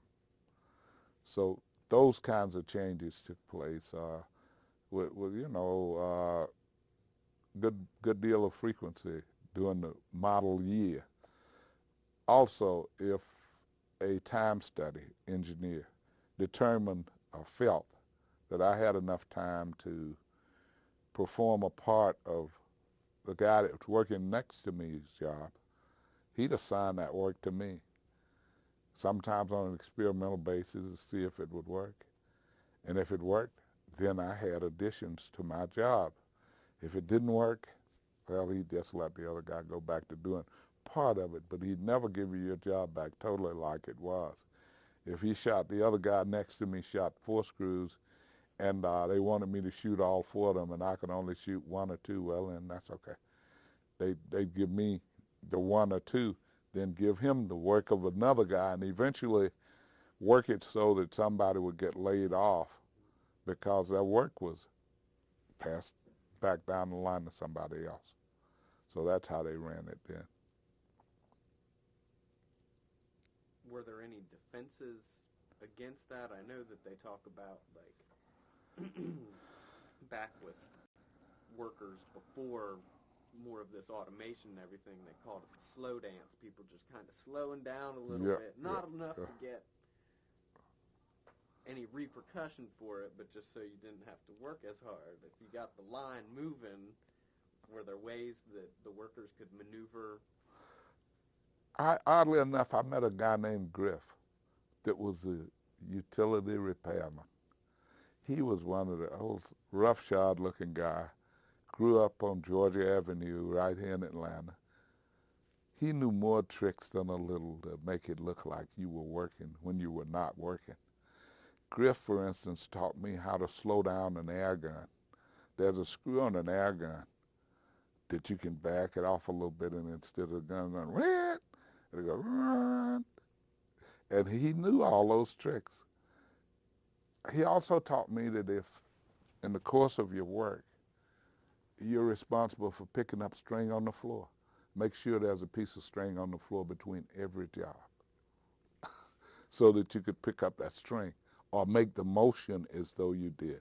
Because usually the time study is standing at a distance watching you, and he doesn't know what you're doing, except he knows what you're doing movement-wise. And so then he may come over to you and say, well, what are you doing when you reach down in the floor there each time? Oh, strings come off the boxes. I got to pick them all up. So you had to do that. You're right. There were ways around it. Ways to do this, ways to do that, ways to make it look like you were working like a Trojan when you really wasn't. But by and large, though, it was really hard work then because people were desperate for work. They were looking to work to make the money. And if you wouldn't do it, somebody else would. Mm-hmm. Well, like you said in your biography, one of the things that struck me when you talked about your father working at the box company, that he worked 5 a.m. to 5 p.m. and had to leave the house at 4 a.m. because transportation was going. That's right. Not too many jobs anymore that make you work 12-hour shifts. They're out there. Yeah, but not many. Not many. And if they are, maybe it's a Walmart where they don't really count all your hours. But, yeah, he was an amazing man. One of my greatest thrills was to get up early in the morning in the summer and walk with him to the edge of the housing development where we lived, you know, early in the morning, and just walk along and talk with him. Because he was the most amazing man I ever met, I guess. He was just really something. And he'd tell me little stuff. You see that worm? You know why he's up this early? he was just funny. He was just amazing. Yeah. Well, to bring us back, could you kind of walk me through a typical work day, how your day went, what you did in the course of the day? I would arrive, I've always been one that likes to get to work early. Phil and I laughed because when we set the time for this meeting, he said, well, I got to have you over there at 9. And he said, but knowing you'll be there at 8:15, I said 8:30 at the latest, and I was there at 8:30. I despise late. I mean, I just despise it. I will not accept late. And when people come into a meeting late, I really get upset. That's one of my pet sticklers. I mean, you can apologize all day long, but why didn't you leave home early enough? Or why didn't you do this? So that's one of my sticklers. But anyway, I'd get to work, and I would make it after I discovered some of my brothers had problems recognizing their cards, especially on the Monday when the week started. I'd be there early enough that I could help several of them find their cards. Then I would go and put my lunch away. Let's see, lunches were not allowed on the floor. And in fact, I'm trying to remember, I seem to remember they didn't even want you to bring a lunch into the plant because they really had this thing about not having bugs or roaches come into the plant. So yeah, you had to put your lunch in the locker. And then when it was time to eat, wherever you were working in the plant, the locker room was centrally located off the mezzanine. But wherever you were working in the plant, you had to come all the way from where you were working to get your lunch and eat and get back to your job in 30 minutes and time to go to work. So morning hours in the cushion department, you would, in my area, my responsibility, part of my responsibility was to put rubber in the rubber, and no, that would come in. The lift truck driver would just drop it in there. We just have to cut the strings off of it and use it on the seat covers. We just build seats during the morning hours, and then in the afternoon, the same thing. Just build seats. Obviously, you're driving for a point, and I'm missing it. But the course of work was just the course of work in the day. It was interesting when I started to work in '63. The '63 Ford Fastback was fairly new. People liked them. We worked 58 hours a week. There was no break, no. This Saturday we're off, or none of that. It was just 58 hours a week every week, and until what we call model change. And model change then didn't consist of what it does now. Now they can change a model. There's the old model, here's the new model right behind it. Back then, it was a shutdown for a couple of 3 weeks. And then immediately after model change in '64, Freddie Lorenzo, who was a NASCAR driver at that time, was winning a lot of races with that design car, that Fastback. And in fact, they named him Fastback Freddie. They nicknamed him that. And so we shut down '63 model and started the '64 model. And it was the same thing all over again. And we continued to make good money because we were making time and a half on the overtime. But we were working ourselves in the early graves almost because we just had to work all the time. So, but that was it. That was how work was until in 1960, Well, you aren't ready for me to go there yet. Go ahead. No, go ahead. I was fixing to talk about Alliance for Labor Action. Okay. Well, before we do get there, Okay. getting there, beginning work in '63 is kind of right in the heat of the civil rights movement. Right. Can you talk about how that and kind of the political atmosphere directly impacted the workplace? Yeah. One of my earliest recognitions of the kind of people I worked for is a guy worked right next to me named Whitey Benner. Whitey was supposedly a religious guy. I remember hearing him oftentimes saying, "On this solid rock." And if you've been to church, you know that solid rock is a song that's one of the standards of the church. And I remember the day that President Kennedy was killed. He rushed up to me laughing and said, "They killed your boy." And it just changed my attitude about him totally.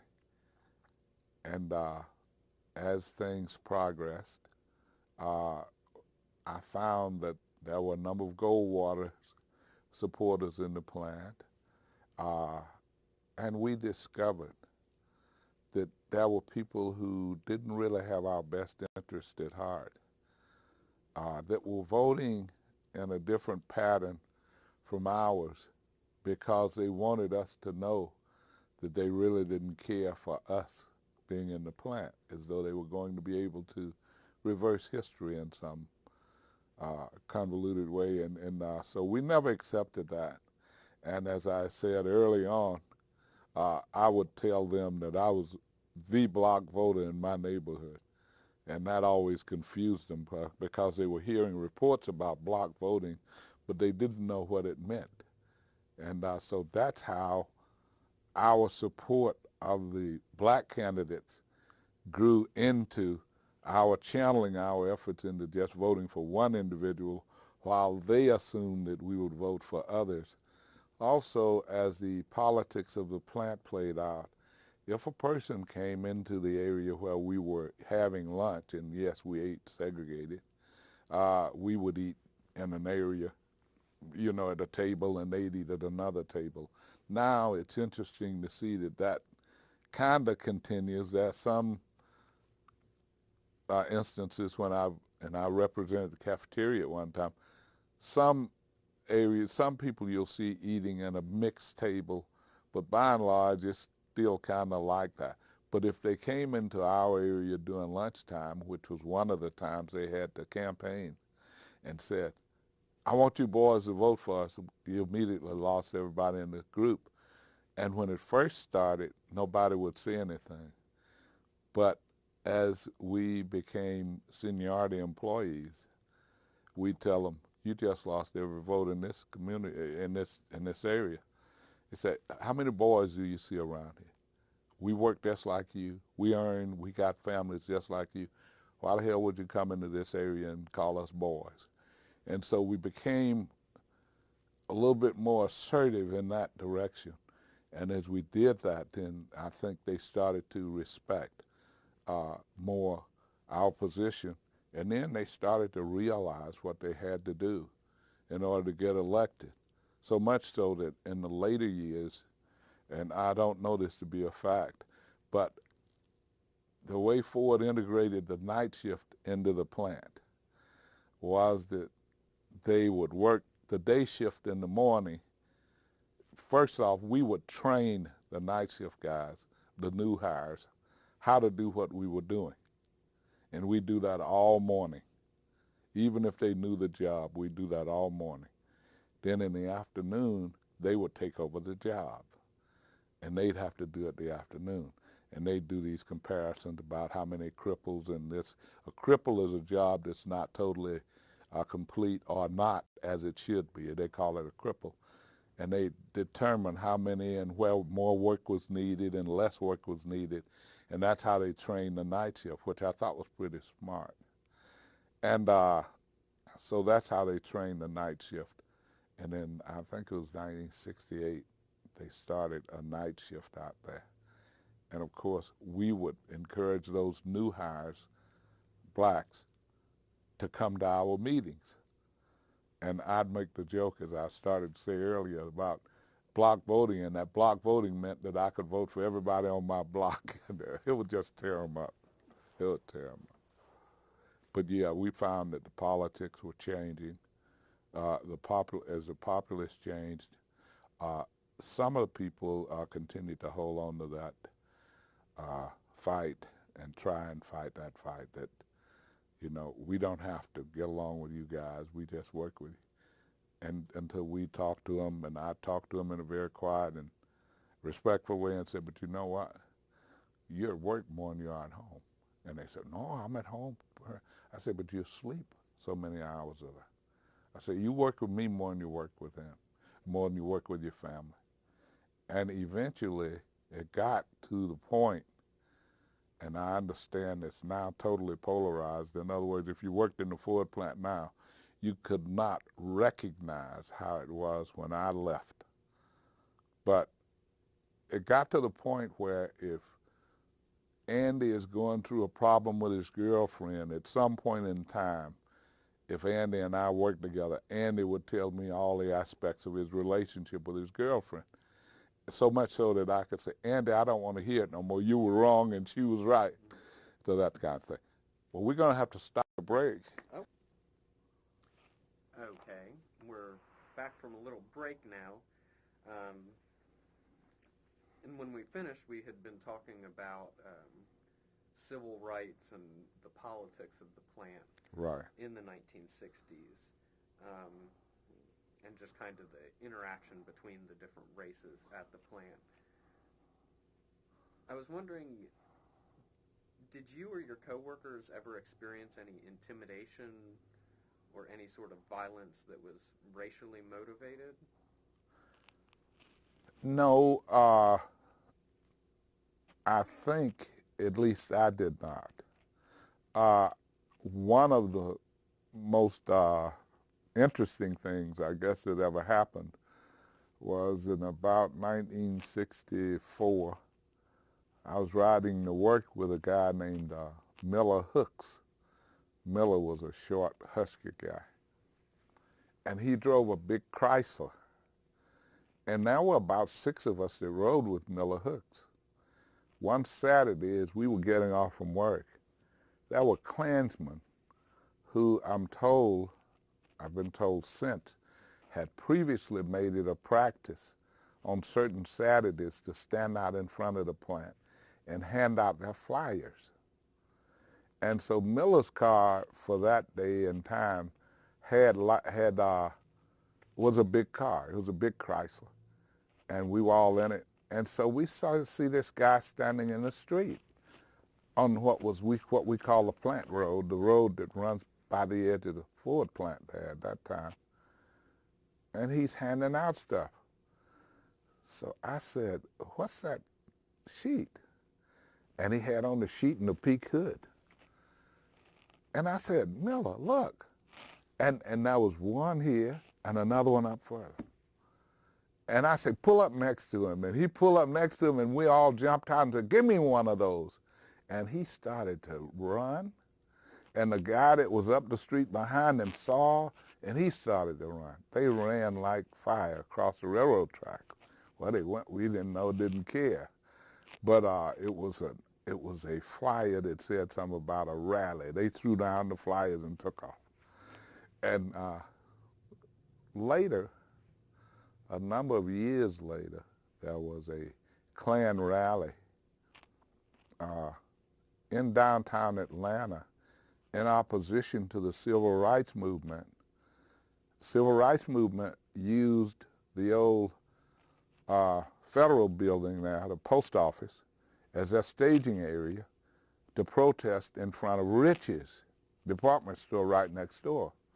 And so the Klan was trying to show support for Rich's management. And they actually were stupid enough to stage a rally downtown Atlanta on Saturday. But the Grand Kluxers, as I call them, were smart enough to have a bus right around, and if you know that block. Here was Rich's, store for homes, they called this side. On this side was Rich's, the regular store. And back as you go under the bridge where they used to hold the tree and all, there were a few little businesses, and on the corner there is a street. Now there's a MARTA station over here on this side, but right there was what we call the Georgia Power building. It belongs to Georgia Power. And they had buses staged down there so they could get on the buses. A couple of three of the fools missed the bus. Well, Atlanta has always been, Atlanta is an unusual city. Most people that move here never get it. But when I was a kid growing up, I mean a little kid, my stepdad would put me on the trolley.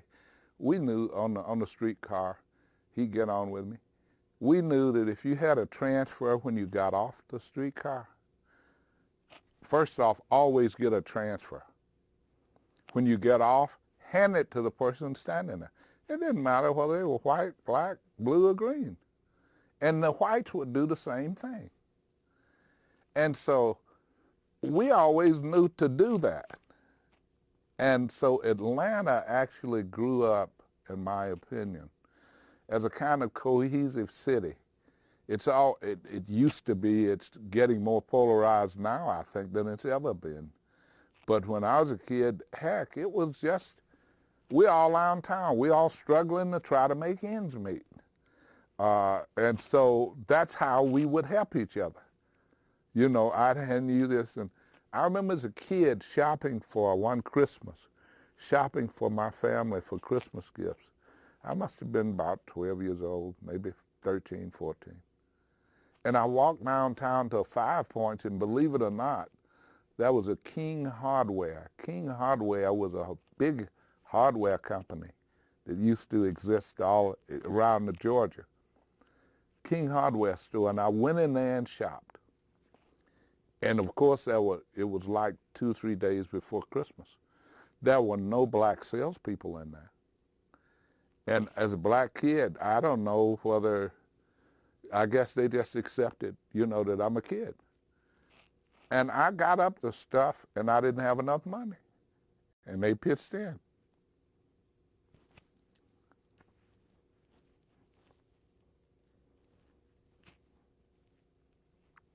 And so that's how Atlanta's always been. It's always been that way. But anyway, eventually, these guys left. And eventually, the local union came to the realization that we can't keep doing these things that are separate, because management's going to grab them and pull them against us. Because Ruther had experienced that along with the UAW in an organizing effort in Detroit. That's what the fight on the bridge was all about. The company, Ford Motor Company, was trying to hide blacks, to try to divide the workforce so that the blacks would vote for the company and the whites would vote for the UAW, and eventually they'd have a fractured unit. But, and Sheldon, that the name escapes me, doggone it. But there was a black guy, some black guys, that worked in that plant that held that black workforce together. And they went together, and they supported the UAW. And that's how the UAW got in Ford Motor Company. Because Ford actually had a design to split the workforce along racial lines. And he knew he couldn't hire enough blacks. But he figured between the blacks that he hired, along with those that felt the loyalty to him over some unknown union, he could succeed. And I keep trying to say Shelton Taps. There's a name that is there, and I just can't call it. But I've read much about him when in Black Lake and other places about these guys that were pioneers and working to help. And in fact, PBS had an expose on TV about them, about how that went. But that's eventually, through our effort, the leadership at the plant, and incidentally, I met the president of the local within my first week. He was standing on the bridge talking, and I was introduced to him by one of the guys that worked there. He walked me over to him and said, his name was, it'll come to me in a second. I'll go back to it. But anyway, he said, this is one of the new guys that works on the floor. And he was standing there talking to me, and a white guy walked up to him and whispered something in his ear, and he turned as red as that light is and started after him. The guy said it and walked on off, you know. And I don't know whether it was a racial remark or what, but he really got mad. Sewell, Irvin Sewell, was the president of the local when I was hired. And he eventually went on staff as an organizer. And he worked there, and he died a number of years ago. But he was courteous, and he'd never tell me, even though I got to talk to him about it, he never told me what that guy said. But he was really, I don't mean he was just kind of mad. He knew how to spew out blue language, and he was spewing blue language after that guy. So, but eventually, as the leadership would get voted out, and we'd vote in different, and they realized we were forced to be reckoned with, and eventually it came to the point where they knew that in order to succeed, they had to appeal to blacks in some way, even if it was over to the side, or they used to want to come to our meetings. We'd never permit that. We'd never let them know. One just insisted that we let them know. So we told them one place and we met somewhere else. We'd do that to them. But they eventually came to the realization that instead of having to appeal to blacks and appeal to whites, it'd just be better to appeal to the workforce. And so they eventually changed. We defeated a few people that ran for office that thought they had it all wrapped up. One guy in particular that was president of local for a brief period of time named Higdon during Wallace's run for president. Actually amassed a number of people, gathered enough people in a union meeting to say that they supported George Wallace. And they had bumper stickers printed up that said Local 882 supports George Wallace.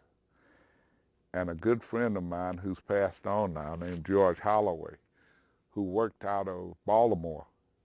Region 8 office for the UAW was in Baltimore for years, and he worked under E.T. Michaels and Bert Bothy. Was here in Atlanta for some purpose, and he had to come by we had to go by the Union Hall for something. And he saw those bumper stickers, and he took them and put them in his briefcase. He took every one of them he could find and put them in his briefcase, and then he came back in and he found a box of them and threw them in the trunk of the car that we were in, and he destroyed them. And they raised fuss, and they wanted to pass a motion to purchase more. But to my remembrance, they never got the support of the local. In other words, we started attending their union meetings in such force that they couldn't pass the motion to get them to purchase anymore with the union funds.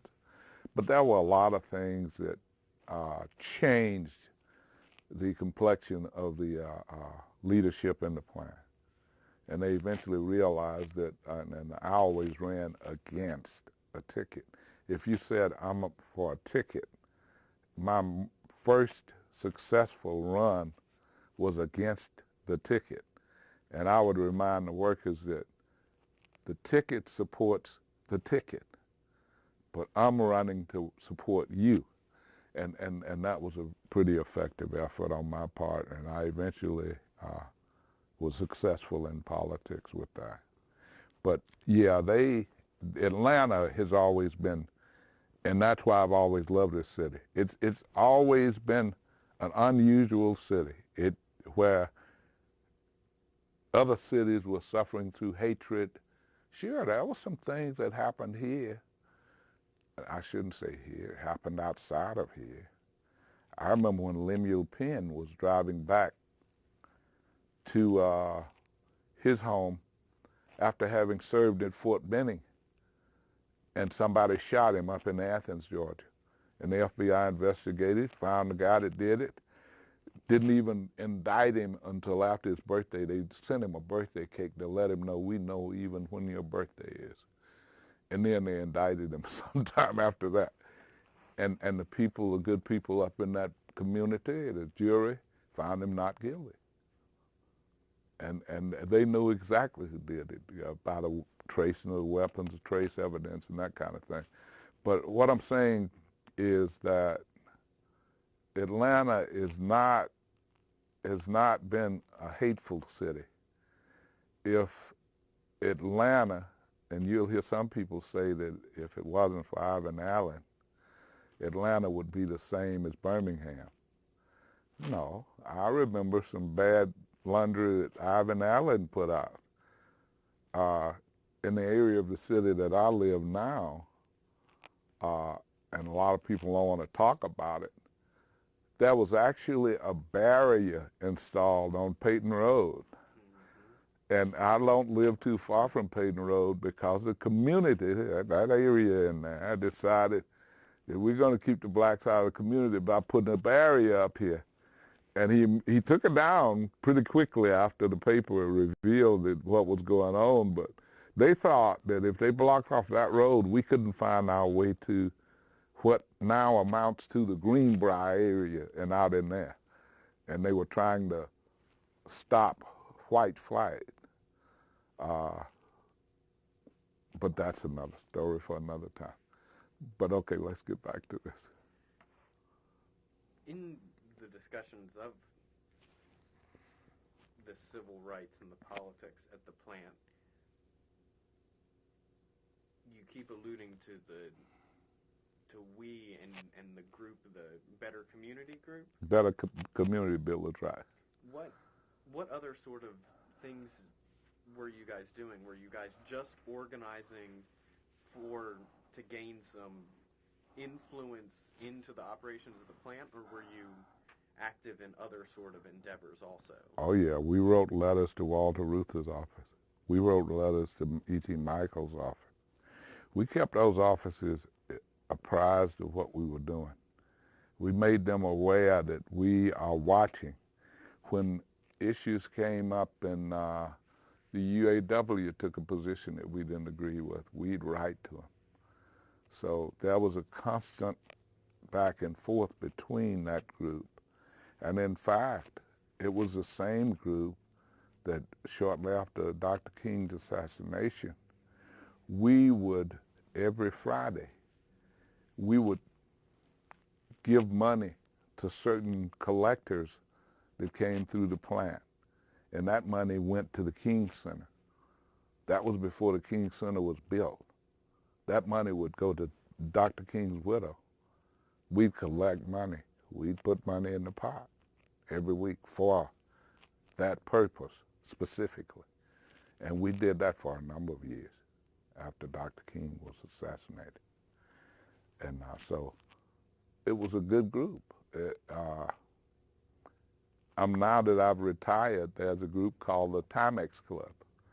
And a lot of the guys in the Timex Club are guys that were leftovers from the old Better Community Builders. They're coming back, in other words, after retirement. And although the local has a retirees meeting on the Monday, the second, I think it is, second Monday, the second or the third Monday of each month after the union meeting. In other words, there's a union meeting on Sunday and the retirees meeting on Monday. We still meet on that Wednesday following that. And so there's some of us old Cougars still around. Yep. And I know that we've been trying to get to your move out of the plant, but before we do that, Okay. I'd like to know, what were some of the most common grievances? Do you know, while you were working there, what? Well, except when I got elected vice president in 1976, I'm sorry, it was 74, 76, it was somewhere thereabouts. I never really knew a lot about the grievances. Sure, there were disputes, discussions there were locker room disputes about, okay, well, this guy has, I don't want this guy around my locker because of this, that, and the other, and racial things would happen, but by and large, they were kept largely in check, because what you have to realize is that Ford had made a determination that they were going to integrate that plant and thoroughly integrate it. And you were talking about guys that, in some cases, with limited education, who had to be very conscious that if you take on this cooperation, you're going to lose your job, and your family, you're going to have to find another job, another way to earn a living. And those kind of jobs didn't come down the pike every other day. So they were very mindful of that. There were some that were bold enough to do some abrasive things like, I don't know, scratch cars and that kind of stuff, but I can't remember those. I don't remember. I didn't have, that was not a large volume of things other than the Klansman, the incident with the Klansman, and the Higdon thing with Wallace. Nobody in leadership embraced those positions. If we found a committee person that appeared acted as though he didn't want to represent us, we'd jump all over him. We let it be known right away how we felt about that. And then we'd talk to the president. We'd go to the union meetings. We'd start raising fuss. And eventually the president would move him or do something. So we didn't have a lot of problems in that area. Keep in mind, though, like I said, not only the cooperation, but the UAW also was vigorously and actively involved in trying to integrate minorities into every aspect of the operation, so much so that the UAW established what they call a pre-apprenticeship program, where they actually, if you were the right age, and now they've dropped that, but if you were young enough, they would give you the wherewithal to perform the mathematical, the math that was involved in the apprenticeship test. And they actually would school you on how to pass it over at the local union hall. And they did that for a while so that they could ensure that a certain number of blacks would integrate into the skilled trades part of the plant. And now it's thoroughly integrated. And so they put forth a lot of effort. Of course, they had to drop them after a while, because then there were protests about, okay, well, you treat them. But they opened it up to all races. They just did it by age. And I remember one of the presidents of the local, Gene Sanders, who's passed on since then, lost one of his very best friends because his best friend was a little too old to take the pre-apprenticeship program, get involved in it. And he really got hot with Gene about it because of his age. But they wouldn't do it by race. They just do it by age. And early on, if it involved learning, it would primarily end up being a mostly black class, because the guys there were earning a living at what they were doing, and some of them knew of their limits as far as education was concerned, and so they just wouldn't come to the meetings. Or if they went to one or two meetings and they saw, oh, me and Charlie, the only whites in the meeting, so what are we going to do? So they get out of the meeting. To that, I hated to see it happen, but it happened that way. They felt uncomfortable. They got out of the meeting, and the end result was that it was mostly a black class. Clarence Williams on January 21st, 2005, and this is tape 2. And at this point, we are going to move the discussion into your work with the various unions over the years, away from working on the plant floor.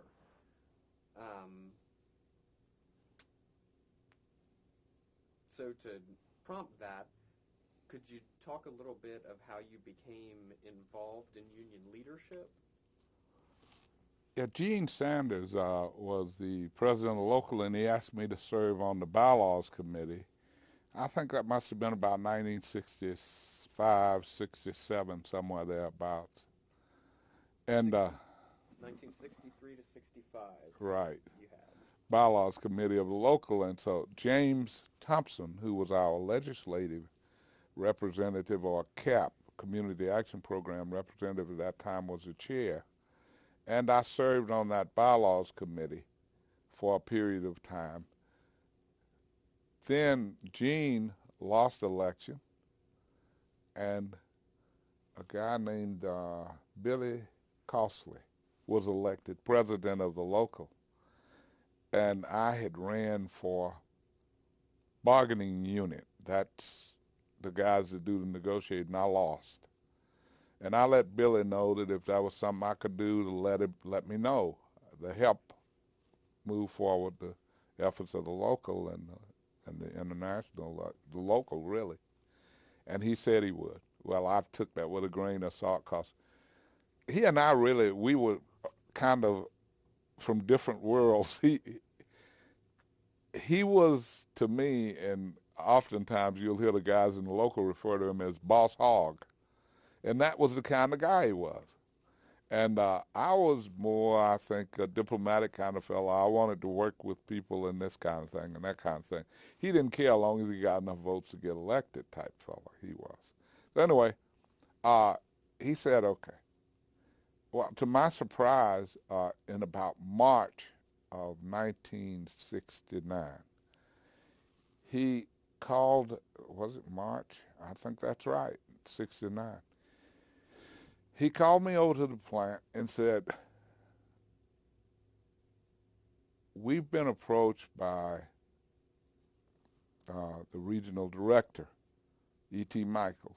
E.T. Michaels served over 25 years as regional director. He's one of the longest serving.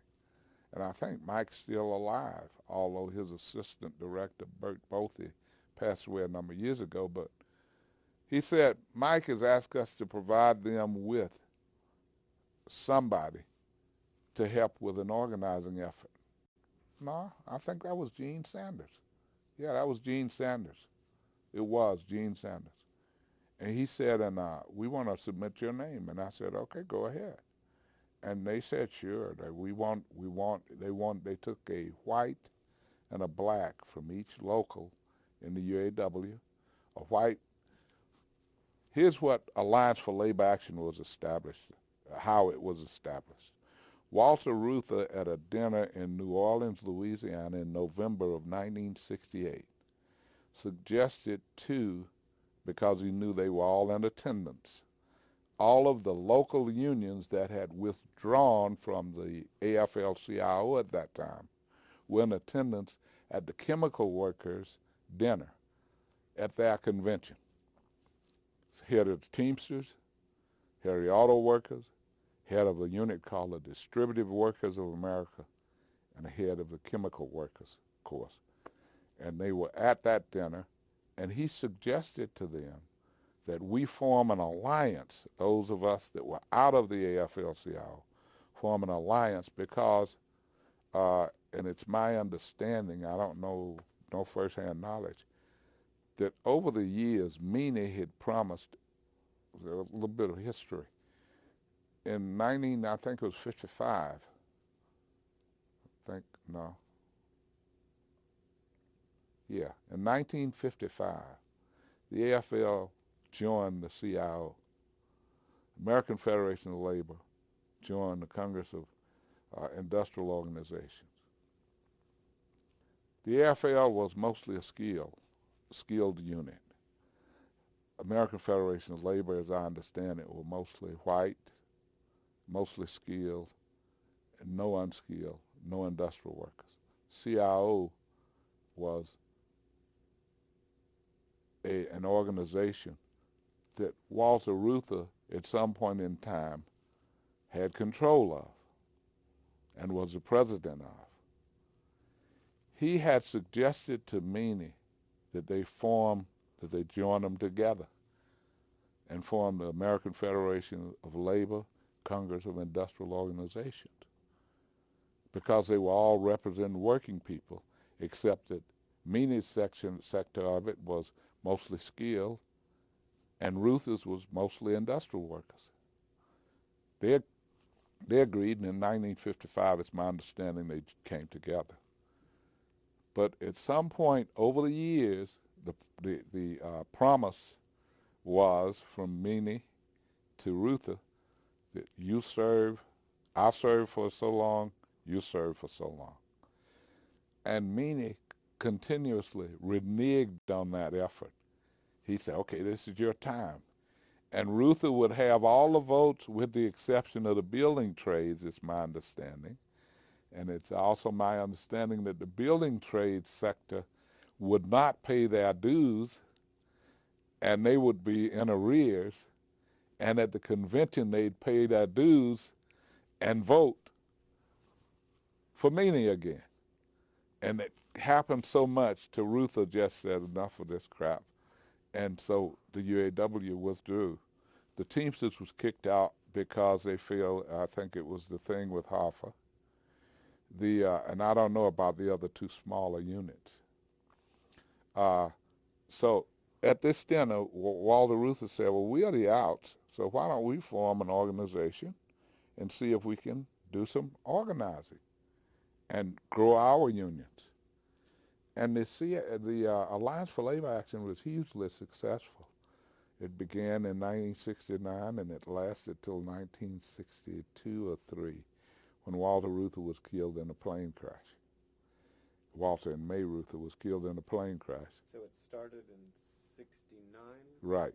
And then went through 72 or 69, that's right, 72, I'm saying 60. 72 or 3, somewhere thereabouts. When Walter Reuther and his wife May was killed in a plane crash going to Black Lake, our facility in northern Michigan. And that suggestion was a good one. The unions pitched in so much per member, and we had tons of money. We were working out of an office on Spring Street near 11th, and there were 2 from the auto workers, 1 black and 1 white, from each local of the auto workers. So that meant 2 guys from Local 34, two guys from Local 10, 2 guys from 882. Ferris Holbrook's an hour from 882. Local 10 was, oh man, now I'm really getting foggy. I can't remember, and I couldn't remember all the guys, but anyway, all the UAW locals in the city had 2 each, 1 white and 1 black. Oh, I know it was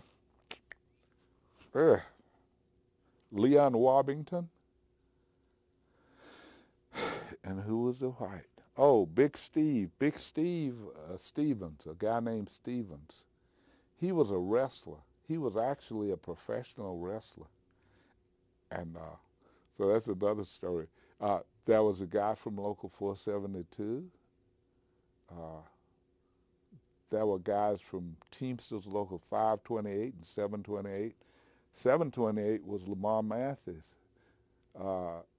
His dad was on the Southern Conference of Teamsters. The guy from 528, I said 728, the guy from 528 was a cook, a kid named Cook. His dad was the president of Local 528. So it was a mix. The black from 728 was what is that guy's name? Anyway, I remember one from 528 was Ed Flanoy. It's a black guy. All of us worked out of that office. And we would, if we found a target in the Atlanta area, we would assault it. I mean, we drop hand flyers, we drop flyers, and we hand bill it together collectively. That gave us 8, 10, 12 people to work. Excuse me. We had a very small office that we worked out of. The secretary, one secretary there named Gloria something. I can't remember that last name. But we worked very good. In fact, I saw in some labor law, some book, some course I took over at Atlanta Area Tech, that when we closed down, we were at 69% success rate. So we worked very well. We organized a number of units that are still in existence. One is Goodyear out here. When we organized it, it was Air Treads. There are a number of units that we organized through that place. But when Ruther died, that was his idea.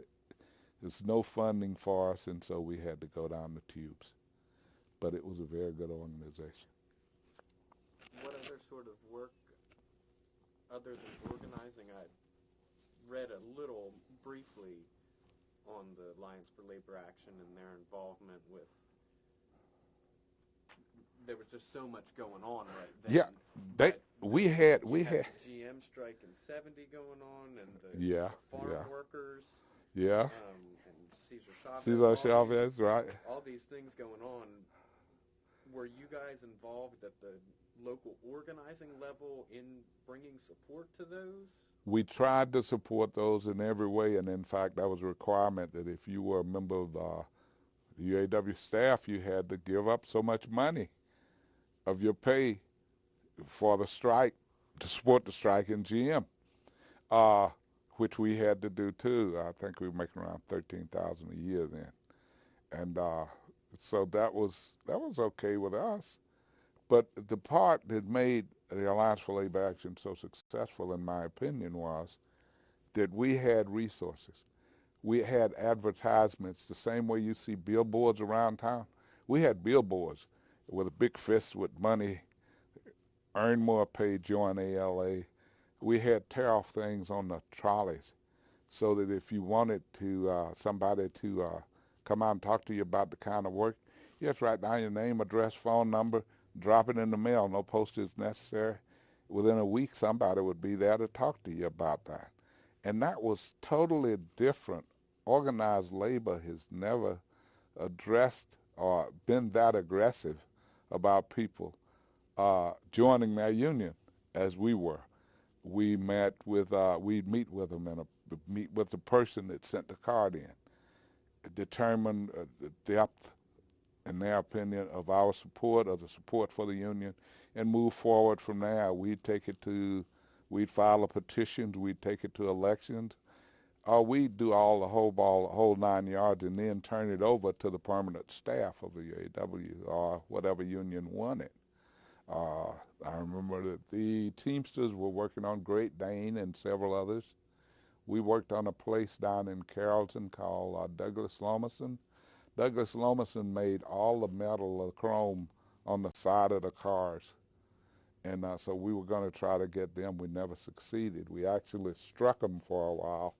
We never succeeded because Carrollton is a town, was, and I think still is, a town where you're Uncle Charlie's kid. And so Uncle Charlie worked at Douglas Lomason. So you want a job, you get a job there. Or in the case of this one guy that was one of our lead fellows who was really helping us, his wife asked him, "Are you going to work today, Charlie?" And he said, "No, we're on strike." And she said, "Well, if you ain't going, I'm going." So Uncle Ted said, "They need people over there, and I'm going to work." So what are you going to do with a wife that goes through your picket line? So we lost that one. There was another successful drive. The one I remember in Stone Mountain, the name of the place was Ray Besto's Manhattan, and they eventually closed. They made brake shoes. We won that one. We won a place called Gould Electronics that used to be up in Tucker. We won a lot of places, but one of the most, the one that's still standing is Goodyear. And we won it, the name of it was Air Treads then. They actually recapped tires for aircraft. And now Goodyear bought them out. I could, if I could roll my mind long enough, I could probably come up with a number of other names, but we were very successful and we worked real hard. We worked on a Sears, a drive at Sears. It was over on Jefferson near the county jail now. But we were trying to organize them, but we never quite succeeded. But the Teamsters succeeded in organizing their drivers who were across the street from that facility. So it was a number of things that we were able to do in the community. And yes, back then I remember attending a meeting at the Atlanta American Hotel. The Atlanta American Hotel was at the corner of Spring and what's now International Boulevard. There's still a hotel there. The hotel is still there. It's changed names. And of all people, Ted Kennedy was presenting then the thought that we needed national health care in 1969. And he said, all we need to do to make it become a reality is the major corporations pool their premiums into one pot, and they could cover the whole of America. And we're still fighting that issue. Back in 1969, that happened. So we were effective in that way. We were also effective politically in some ways in working in politics and those kinds of things. And I worked on Maynard Jackson's first mayoral campaign through that organization. Mm-hmm. So when you were working for them, was it an autonomous organization that's who paid you, or were you still UAW staff? We were UAW. We were paid UAW, but the UAW worked out with.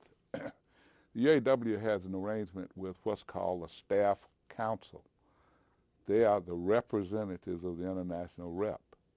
So in essence, when you see a UAW international representative, he is a member of a union called the Staff Council. And that union butts heads with the leadership of the International Union to try and improve things for the union representatives, okay? And it's never been certified, but Walter Reuther recognized it, and every president since him continues to recognize. We never went to the NLRB and filed a petition and this, that, and the other, but every president since Walter Reuther has recognized it.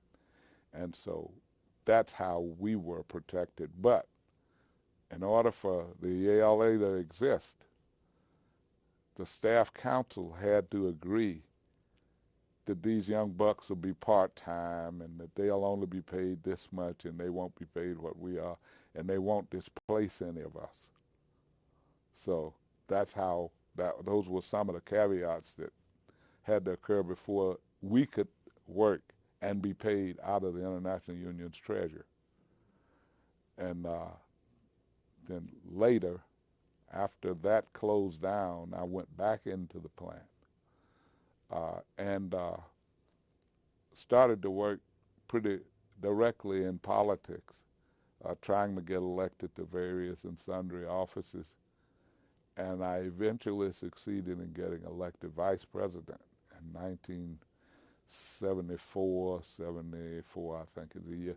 And I served there till about 76. Then I went back into the plant, and that was after that 76 elect, after I came back into the plant. In fact, I lost running in the 76 or 77 election for an office. I lost, and that's when I had the conversation with Billy Costley that said, if it's something I can do to better the union and local in some way, let me know. And he said, okay. And so in 79, he called me over in March of 79. He called me over and said, Clarence said, E.T. Michaels has let me know that they want to put on a black and we'd like for you to be the rep to come out of the plant. And so I said, great. I said, but let me talk to my wife. Because when I worked as an organizer, my wife had some problems with that. We'd get calls all time of the day or night, and sometimes it would be women, and they'd ask for me rather rudely, and she didn't take a hankering to that too much. She didn't like it too much, and I said, listen, do you want me to do this or not? And she said, yeah. She said, I really do want you to. She endorsed it, so I said, okay, I'll take it. And I went on to serve as an international rep. Now, my responsibilities there were and one of the other places we organized was Gordy Tire. Gordy Tire, if I remember right, Gordy is one of the brothers of the guy that founded the Varsity. And they used to have quite a number of tire places around town. And we organized the one that was at 14th Street and the Expressway, because they had guys in there that knew how to do the recap. Most of Gordy's other outlets were just retail stores. But we got the recappers and the guys that knew how to run the recap machines. And until recaps went to wear the rainbow, we had power over those guys. Anyway, when I started working as a rep, I had assigned to me Air Treads, Gordy, Trailmobile, Fruhoff, Mack trucks, a number of other smaller units that for some reason, they've all escaped me now. I can't recall all of them. But I serviced a number of units. I had about 12, 15 units. Some of them were significant. Gould was one up in Tucker. I had the office and the production part of it. We never really had a full membership at Gould. We were the representative, certified representative. They wouldn't vote us out because they liked the way we negotiated a better contract, but they wouldn't all join either. Laredo was a place in Valdosta that was assigned to me. Laredo was a small unit that started out, and we had represented them since 40s, I think, maybe even mid-50s. Laredo started out making turpentine cups to catch the turpentine out of the trees. And then they grew into, molding, that compressed molding, where they made these pots for flowers and that kind of thing. And we also had that same kind of arrangement down there where we only had about 3 members, and there were 5 people that worked there. And eventually, after Courtney B. Foy, who was the chairman and chief executive officer of Laredo and Valdosta and Alabama, after he passed away, one of his assistants took over, and his assistant hired his nephew. And so that put 3-3, and then eventually one of our guys got sick, and they had an election and died or something, and they had an election, and we lost down there. Also had Auto Ventiate. Auto Ventiate is still being manufactured. Those are those things that people put around their trucks to keep the rain from coming in. We used to represent them, but our membership up there was always dismal. When that was assigned to me, I think we had 5 members, and I think there were like 35 people that worked there. They were all white, except there was one black guy who was a janitor. I tried to encourage them, and they were in Chamblee then. I tried to encourage them to try and get more people in that plant, and I said, I know you guys are all white, but try to get some blacks and try to get some members. And but no, they would never do it. And eventually, the fellow that owned the company started to hire Vietnamese through his church. Yeah, Vietnamese through his church. and Latinos through his church. And so then he outweighed all the white guys. So they went out. So they voted us out. So, no, I don't know whether they ever voted us out or whether we just turned our back and walked away from them. There was a ball bearing company out in Fulton Industrial where we won 100%. Never able to get a contract. Came close. But the company's lawyers wanted to hold back the money, 50 cents of the raises, so that the boss could give it out at his discretion, and we could never reach an agreement. Long story short, we started out with 5 people. We won that 100%, but one went here and one went there, and a couple of 3 of them went to the police department, and the guy we had left was the weakest link of all of them. And so we just kind of walked away from them. Fafner bearing, that was it. We had them up in Canada, we got them in Michigan, but we could never get a foothold here. There's a lot of units that I had that were just what I call almost throw-off units, that we never had a great membership or were never able to develop into the kind of unit that we wanted them to. And so the end result was we eventually lost them. My service continued, and as reps would change or request change in their assignment, as an example, Horace Hart, who was at one time the president of Local 882, Horace went to servicing the retirees. We decided it's a good time politically and every other way to set up a representative that handles retirees' concerns. So he took that over, and then I stepped into the area that he was previously servicing. I think that was about 90, 89, 90, somewhere thereabouts. And that included Ford and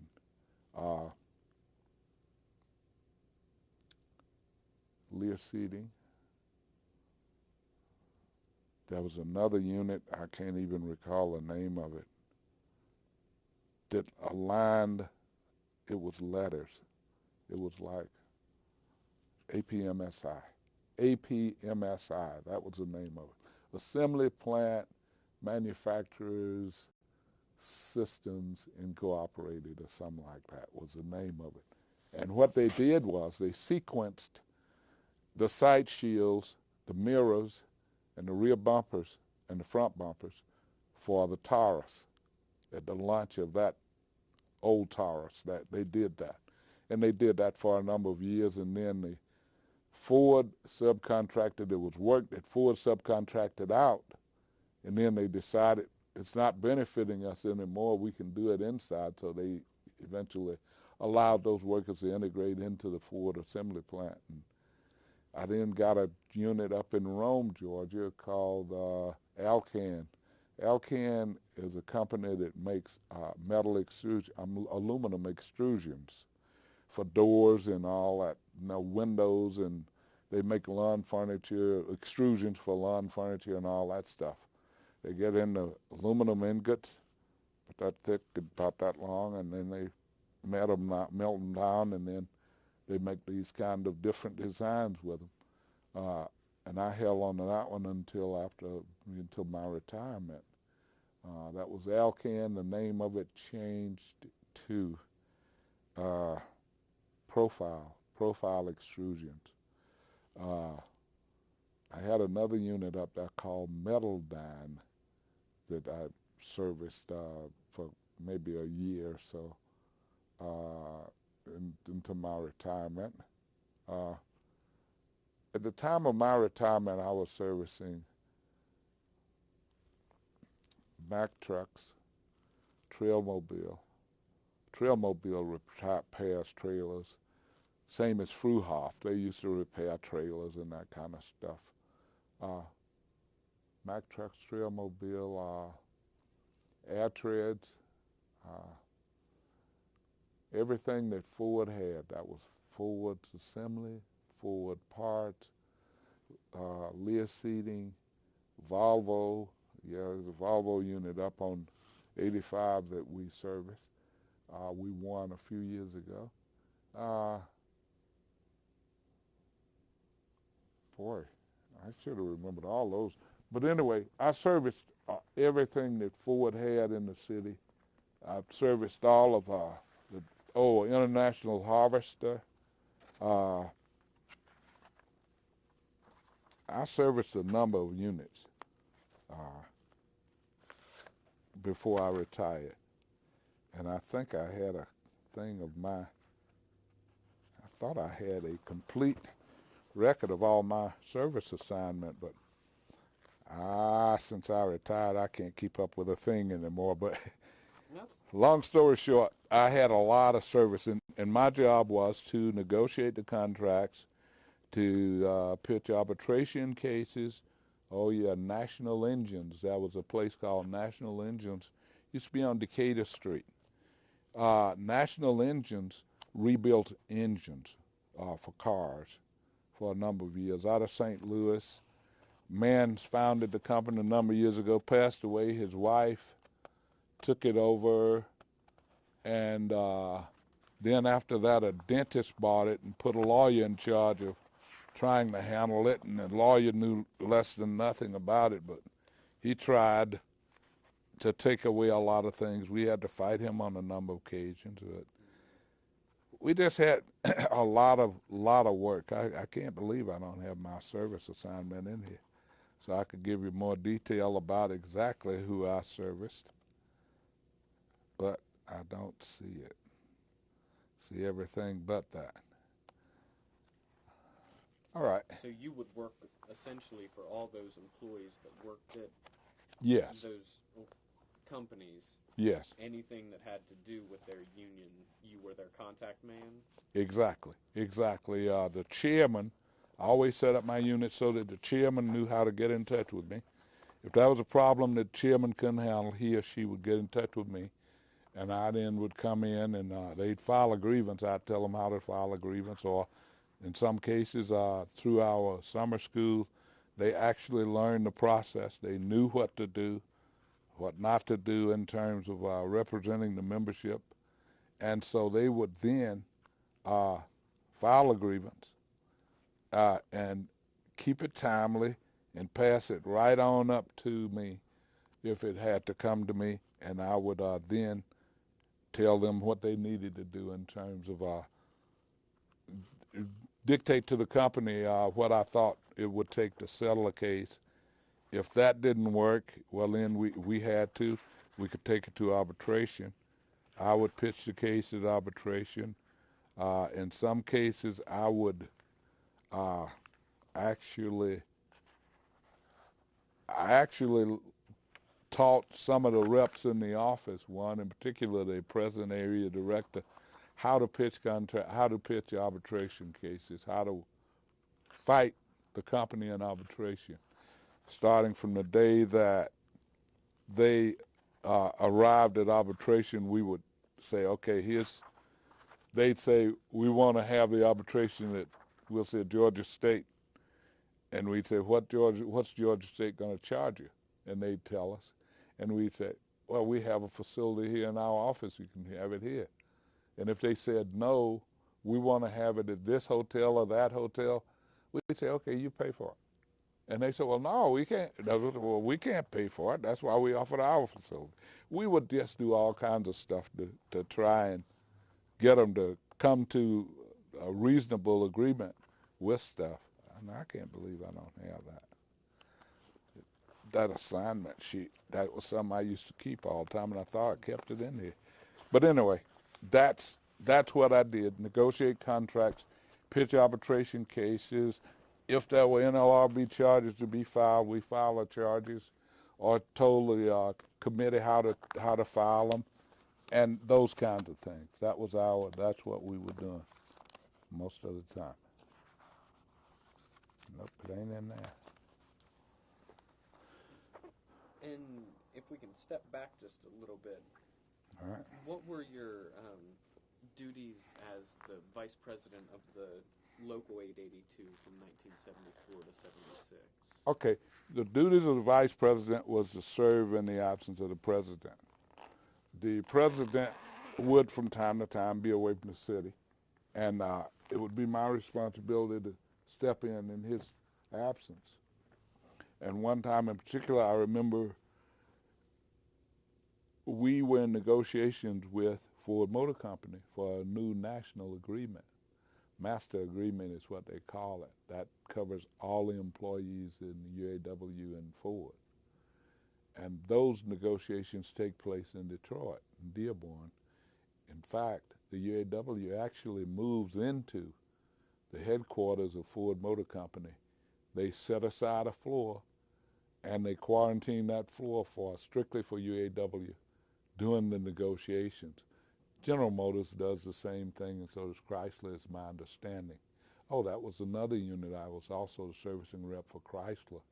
They have a parts depot out here in Morrow, and so I had them. So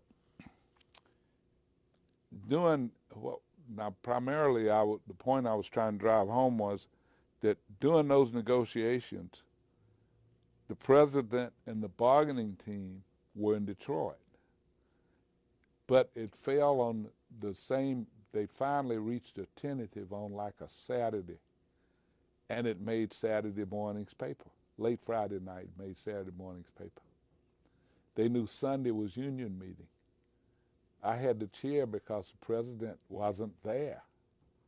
They knew that they had a tentative agreement, but they didn't know what the tentative agreement included. So the union hall was running over. A meeting was scheduled for Tuesday to present the package to the membership, but they wanted to know Sunday, and so the hall was running over. And I had to tell them, I can't respond to any questions relative to the new agreement because we don't have it yet, that it'll be presented to us in its entirety on Monday. That was a thing that they did, and they continue to do, is once a tentative agreement is reached, they will let it be known that a tentative agreement's been reached, but the UAW does not allow its leadership to piecemeal or hand out little pieces. You got a raise for a nickel, and I'll tell you the rest of it later. They don't allow for that. There is an actual educational process that we follow, wherein when an tentative agreement is reached, that tentative agreement is announced, and then they send out some of the people that actually sat at the table to go around the country and present the package, is what they call it, to the membership.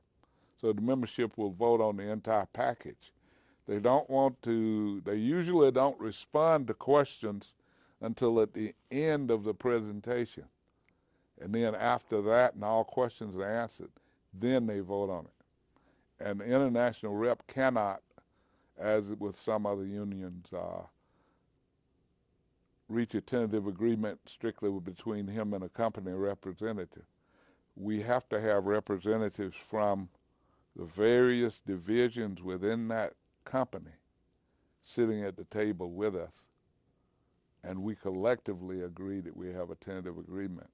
We don't just sit there and I say, well, yeah, I say we got one. No, it doesn't work like that. The membership has to be, the leadership has to be completely involved in that, so that's how it goes. And so it was during that period that I had the chair meeting. The duties of vice president, though, is to just fill in for the president.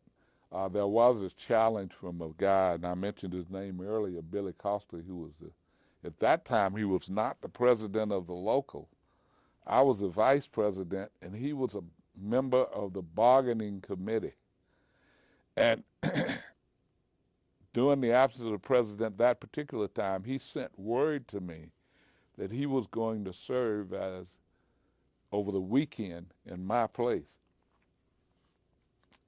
And I said to him, there were no meetings scheduled, but there was work scheduled. But when you work in that capacity, it's nothing except that you go in and get paid Saturday and Sunday for just standing around. And he sent word to me that he was going to serve that weekend. He wanted to serve that weekend. And I told him that's improper. I said, but I'll help you out with it. So I called E.T. Michael's office and asked for clarification. And in those days, we didn't have fax machines. But he mailed me clarification that the president serves in the vice president serves in the absence of the president. And so I had that in my possession. And I contend that during the election, I could have sprang that on Billy, and Billy would have really been up the creek. And I say, and he's passed on now, and I have to give my part of it. Regrettably, he can't give his. But I say that that was why Billy called me over and said to me, they need to put somebody on, and I'd like for it to be you. Because he realized, although I had the evidence on him, I didn't spring it on him. I wasn't that kind of guy. I just kept it. But I let him know I had it. I showed it to him one day on the way out. I said, remember this letter? And he was campaigning, and he just looked like he was about to freeze up. Freaked out. Mm-hmm. Yeah. But that's probably why. And you've also worked as the area director of the Atlanta sub-regional office? Yes, Atlanta is a sub-regional office. When the regional office moved from Baltimore, a decision was made that they were going to locate it in Tennessee.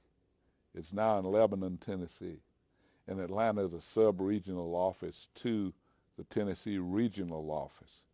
And the responsibilities of the area director are to represent UAW at places that you're directed to represent us by the regional director, and to negotiate or to hire. When I started work, you could hire part-time. We can't do that anymore because of attrition. We have to be careful about spending the money, so we can't hire part-time secretaries. But I used to hire part-time secretaries, implement or make sure that the contract, because the secretaries have a contract also under the OPEIU, Office Professional Employees International Union. So we have to make sure that the tenets of that agreement are complied with in the Atlanta office. The biggest part of the area director's job, in my opinion, is to negotiate the contract for the office space. We've been in the same place. Every way we can, we have to try and cut the cost so that we can continue to stay there. And for instance, during the Olympics, before the Olympics came to Atlanta, I knew that there was going to be a run on everybody in town trying to jack the rent up because the Olympics were coming to Atlanta. So to offset that, I called a number of moving companies, and then I let it be known that I was looking around at other properties. And so finally, one of the guys that was showing me other properties knew who owned the building that we were in and who managed the building that we were in, and called her up and said, Beverly, do you know that the guy, one of your oldest tenants over there at UAW, they're talking about moving? And she goes, no. Who? And so he told her, and she said, oh my goodness. So she called me and told me that he had told her that that's what we were doing, fishing around. And I want you to know, we want to keep you. And this was before the Olympics. And then when we got them, we had them locked into a contract where they could go up on us. But that's one of the things that you have to do. When various leadership councils of the UAW would come into town, and the regional director couldn't come in and welcome them to town, that was your responsibility. That kind of thing is what you did as area director.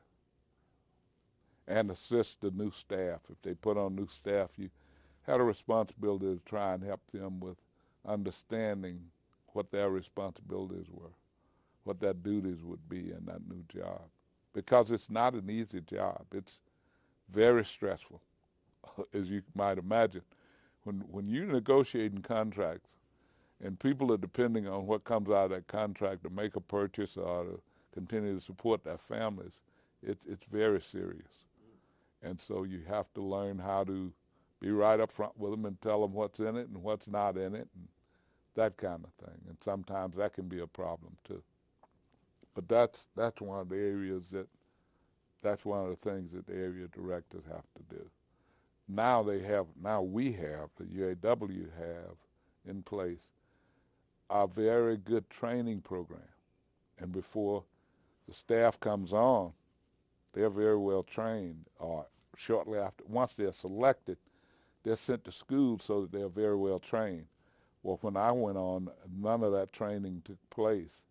Although Bert Bothe did give me an opportunity to go to the Meany Center, and I picked up some pointers on how to arbitrate cases in Meany Center, spent some time there. I also, in fact, I was at the Meany Center getting training when Easton, the night before Easton went on strike. And he told me, you got to get out of town because you got to go back. One of the points that I made when I first was appointed to go on staff to Bothe was that I need all the education I can get. And so they sent me to Cornell, the Industrial School of Industrial Relations in Cornell University, and I picked up some pointers there. And I've been I've been down here a few times with Phil and back when John Smidman was here, and even before that, that was, I can't remember his name now, but that was a guy in charge of labor studies before that. So schools of higher learning have been instrumental in my ability to perform the work that I've been assigned to perform over years, and I'm indebted to that. And the union was very willing to provide that training. Oh yeah, yes. But now we have a process that we set up that's been set up a number of years so that when a new person, comes out of the plant, regardless of how much they may think they know about the job, they're ran through that program so that they understand it better. And some of the details that aren't readily available or readily revealed to them, they understand it better. And so that's a very much needed process. And I'm glad they did it. In fact, when I went through mine, I think I'd been on staff about 10 years, and some of the guys said, what are you doing here? But I said, hey, they said we all got to go through it, so I'm happy to go through it. Yeah. And in all this work that you've done, heck, 20-some years of 26 of organizing, can you describe some of the most outstanding challenges that you had in working with the union? Well, now wait, I may have misled you. From 69 to 72, right in there, that was organizing. Mm-hmm. But in 79, that was servicing. And there have been some real strong challenges. Auto Ventiate up there was a very strong challenge to me. It's very hard to negotiate a contract where you know that you got 5% of the membership, 5% of the workforce, and 95% of them aren't even members. But they won't let you out of it because that they want what you're able to produce for them. And the owner of that company, he became more leaning toward getting rid of the people that he had hired over the years, started to do some things. And one thing in particular was there was a very minor dispute that occurred at his facility, and the chairman called me, and I told him, well, let's see what I could do. So I called the owner and tried to talk to him for a minute about it and tell him how simple it would be to resolve the dispute. And he told me, I don't own the company anymore. Alex owns the company. Alex was his attorney. Alex was a very dapper labor lawyer that they used out of Alston Bird. And Alex, I can't remember his last name, was extremely knowledgeable, very well knowledgeable about labor law. Well, less than 3 weeks later, we were sitting down in negotiations. And I've always been a kind of guy that I'm fairly easy to get along with, except when you do something like that. And he was pretty nasty with his, remarks to me. I don't own it. You want to talk to somebody, call my lawyer and talk to him. So, okay. So whatever the dispute was, we resolved it in the way that we could and left it open. And less than 3 weeks later, I knew we were going into negotiations. And so we sat down and started to talk, and Alex was always a polite gentleman type fellow. Nice to see you. Nice to see you, Andrew, and we look forward to working with you and working this dispute out as quickly, or this contract out as quickly as we can to benefit everybody. And, the flowery speeches they make. And so then I said something else to him, and this guy spoke up who owned the company. And I said, you shut up. I said, you told me you don't own this company. When I said, you shut up, Alex jumped. And I said, you told me you don't own the company. A few days ago, I said, and you told me Alex owns the company. He said, what? And I said, yeah. And he started to deny it, and I said, nah, here's the date, and here's the time that you said that. And Alex said, can you give us a minute, Mr. Williams? And we got up and left, and when we came back, he apologized. But that didn't stop what he was driving to do. That company still exists. It's up in Gwinnett County now. He has a big facility now, and they turn out those auto vent shades for all kinds of cars. Back then, they only made the little silver ones that go over, but they turn them out for everything now. Trucks, cars, SUVs, you name it. And they're plastic injection molded type stuff, I think, now. I think he buys them from China or wherever. But he was pretty, but he was an ignorant guy because he never worked. He was one of those kids that went to prep school and his dad sent him to college. His dad founded the company, and his dad had a good working relationship with UAW. But his dad wasn't there when I took over, so he inherited the company, and he was just a Bigfoot idiot. But he learned his lesson in that particular exchange. But yeah, there was some very tough challenges, and some funny stories. Gordy Tire sent in on my first negotiation a fellow that was a lawyer, because Gordy had just sold out to Huffman Tire. I think it's Huffman Tire. It's around Atlanta now. And Gordy had just sold out to them. And they came out of your city, out of your state, Pennsylvania. Is that Kaufman Tire? Kaufman Tire. Yeah. Mm-hmm. Kaufman, that's it. So they had just sold out to them. So they sent in an attorney. And so this attorney was just so unusual to me. I had negotiated contracts before. But I noticed with interest, almost everything we'd asked for, he said, I don't see nothing wrong with that. You got it. And I asked my guys, and we negotiated that contract in less than 4 hours. I think we got through with the contract in less time than it's taken me to produce this. And so I go out with my guys and say, what am I doing wrong? He said, nothing. He said, I don't understand this. Well, a few days after we finished the negotiations and signed the papers and all, the comptroller, who I knew very well because he had sold me tires when I was working with ALA, called me and said, Clarence, you know the guy you were talking to? And I said, yeah. He said, watch your TV tonight. You remember doing Abscam? You may not remember. Abscam was a sting operation set up by FBI agents. And they met in the area of Philly and right in that area. And they were posing as sheiks from oil-producing companies. And they actually talked to some councilmen and other representatives of city government in that area. And they caught quite a number of them in that sting. And he said, when you see that alderman, and he told me who he was, and say, when you see him say, get the money or get the bag, that was the lawyer. He wasn't the federal pen. he went to federal pen shortly after that for his involvement in that scam. I got to quit again. I'm sorry. But okay, we're back. I wanted to follow up when you were talking about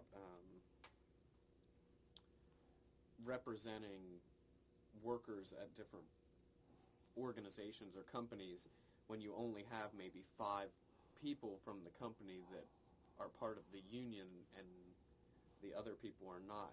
Right. How does that work? Do the other workers receive the same benefits that you're negotiating on behalf of the members? Exactly. You have a responsibility to represent the entire membership, whether they're members or not. That's under the state right to work for less, as we always add for less law.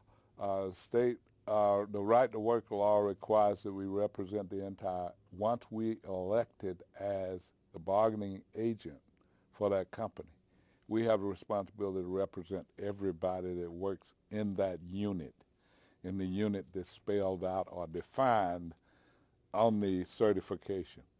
Certification comes from the National Labor Relations Board, and it's comprised of the unit that was filed for by the union if the company agrees to that unit, which is usually all production and maintenance employees and those employees that don't have the right to hire, fire, or discipline for, cause. So that's what we usually have to work with. We have to work with them. Also, just remembered another unit. ARA was the cafeteria for the assembly plant, and they had 2 units. One at a parts depot on Sylvan Road, when Ford had a parts depot on Sylvan Road, and one at the assembly plant. So I was also a representative for those 2 units too. So it was a number of units, but for me to remember all of them, it's getting harder and harder. Mm-hmm. Yeah. And since you mentioned the right to work, how does Georgia being a right to work state affect your organizing and representation efforts?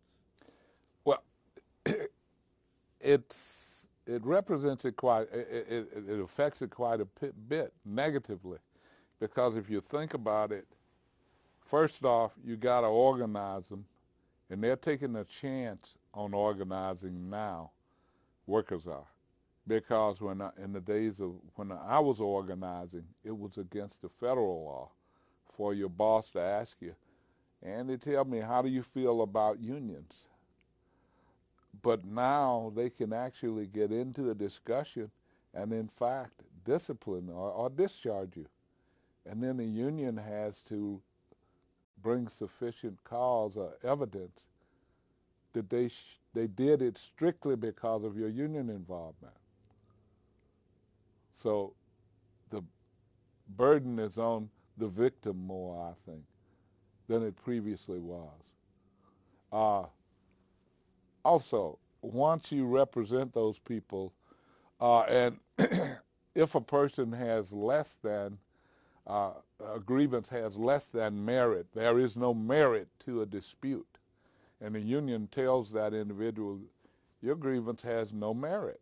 We can't find a violation in the agreement.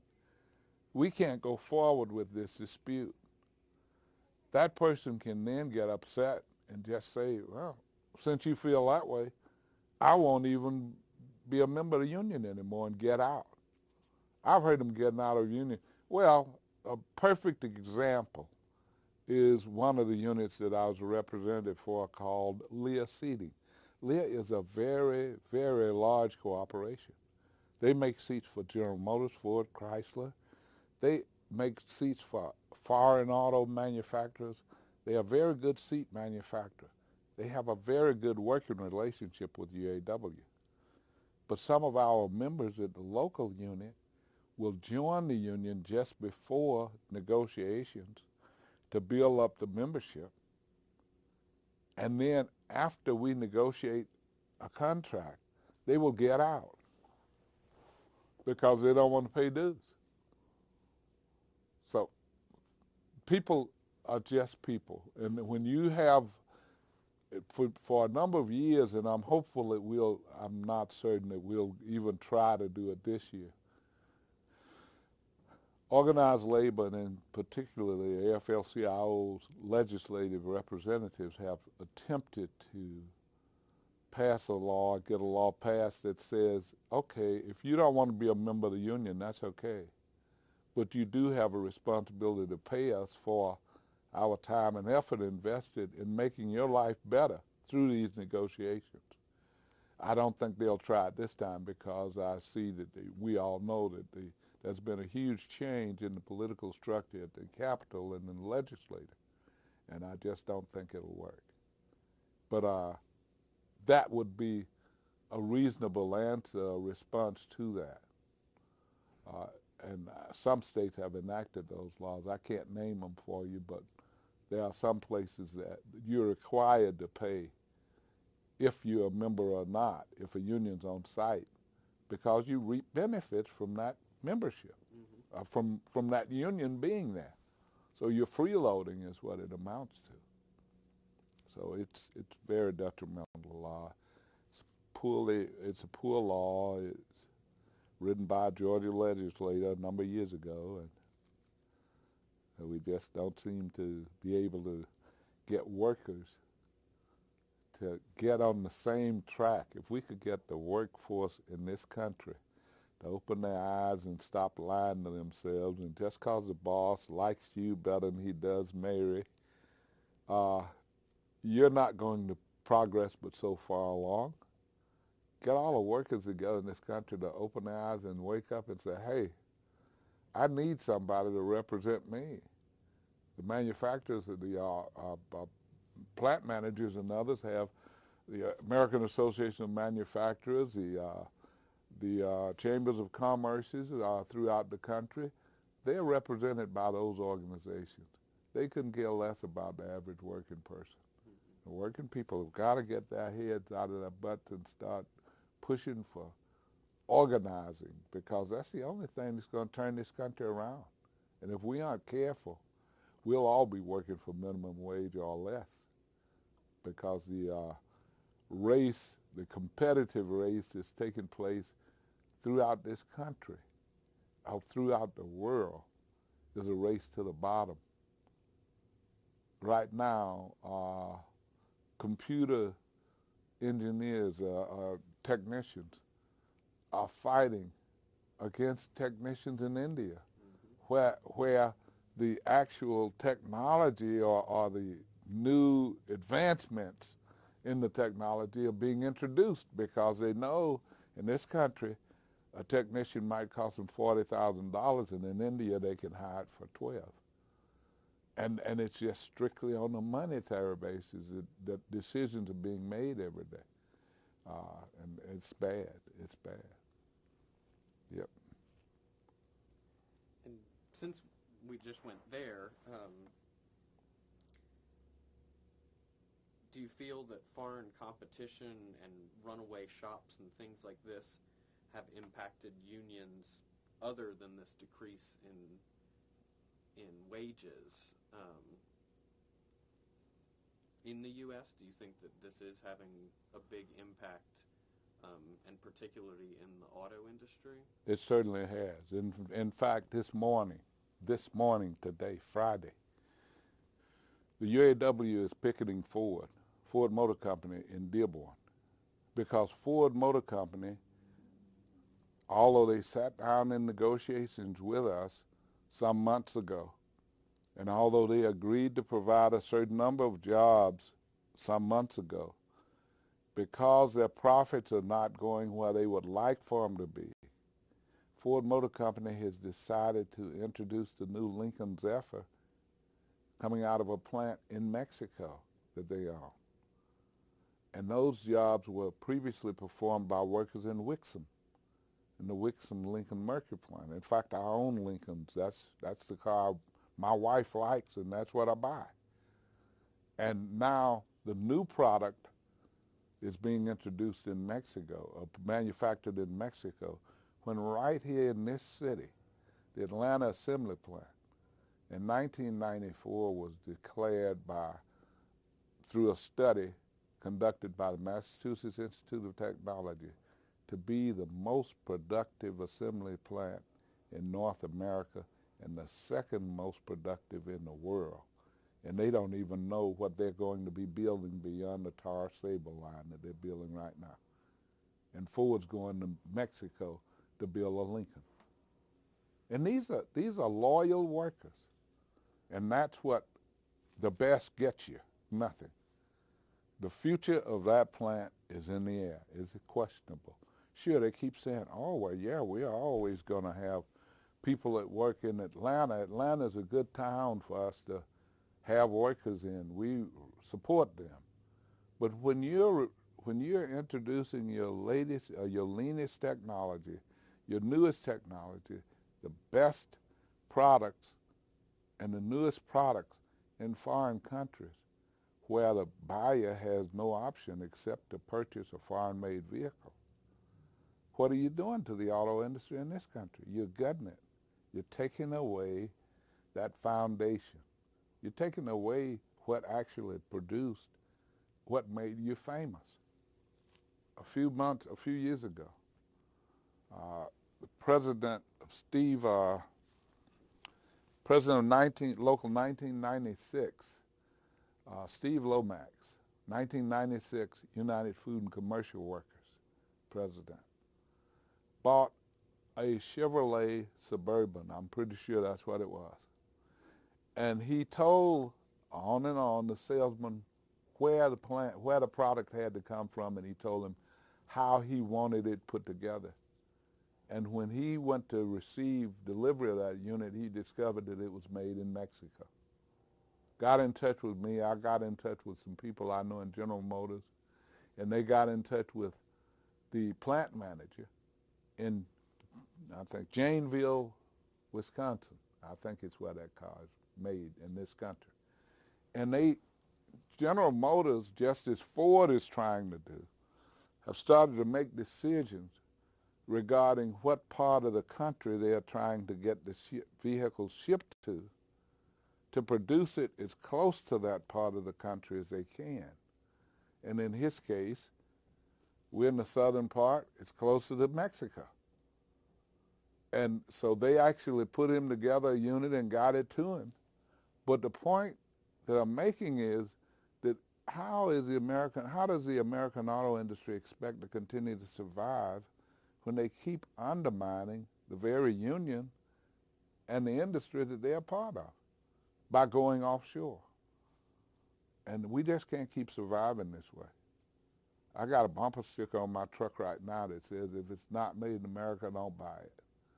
And that's a way to look at life. A lot of people say, well, you can't find it. I went against my rule a few weeks ago when my daughter and I were doing some shopping. I bought a suit that was made in Canada, but it was made by Teamsters, and it says it on the inside of the pocket.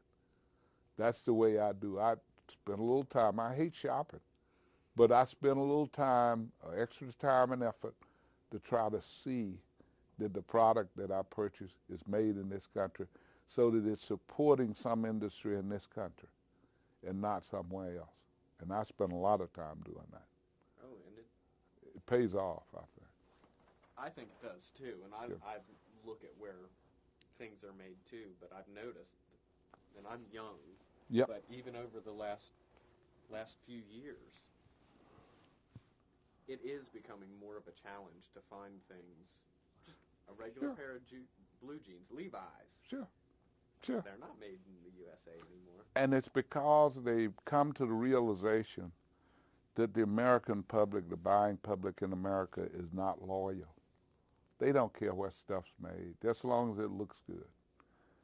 And that kind of thinking we're going to have to do something about. I don't know how, but we have got to convince manufacturers that that's not the way to go. I remember a number of years ago, good number of years ago, Lionel, who makes the little electric train, made a decision that they were going to move and lay off those UAW represented employees, and I think it was, I'm not sure where it was. It may have been Wisconsin or one of those Midwestern states. They were going to move to Mexico, and they did. They moved their production and everything to Mexico.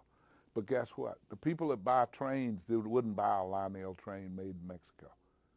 So they had to go back to that country, back to that state that they were out of, and reestablish.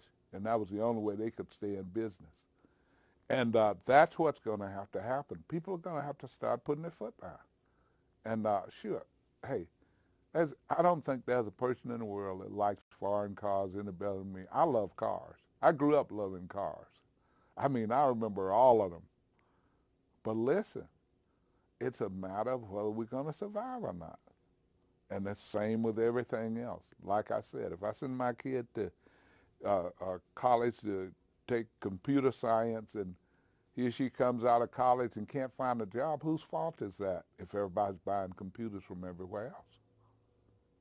And that's what's got to happen. We got to just start saying, hey, the same thing they say in Mexico. And I applaud that country for doing it.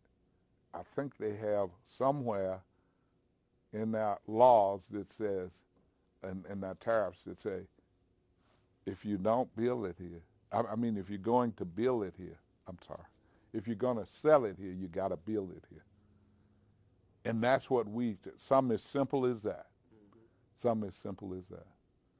And I also wish that the UAW could become more effective in organizing some of these assembly plants that are transplants, as we call them, that are have located here from Japan and some other countries. We've been very successful in Mazda. The Mazda line is a good car line. Our people in Flat Rock, Michigan produce a very good car in Flat Rock, Mazdas. For a number of years, and I think it's still ongoing. In California, our people built the Toyota Corolla. But we've not been able to make any inroads, to my knowledge, in the plants in Kentucky, in Nissan in Tennessee, in other plants, in Honda, in Ohio. We've not been able to make inroads in those, and I don't know why, but that's what we've got to do. We've got to do it. We've got to start getting people to build more stuff in this country.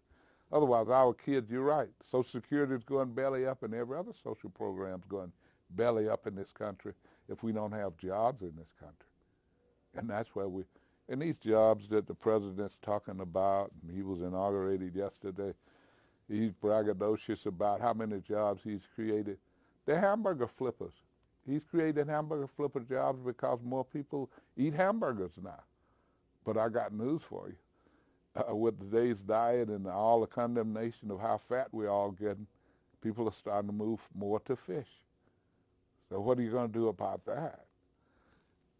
Decisions are going to have to start to be made by people in this country, by the American populace, about whose side are you on, who you're going to support, me or your kids or your grandkids. And it's coming to light. Kids finish college, go off for a while, and then they come back home.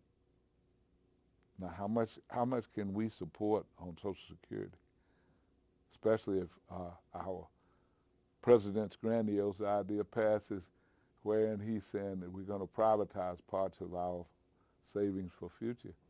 We got to do something.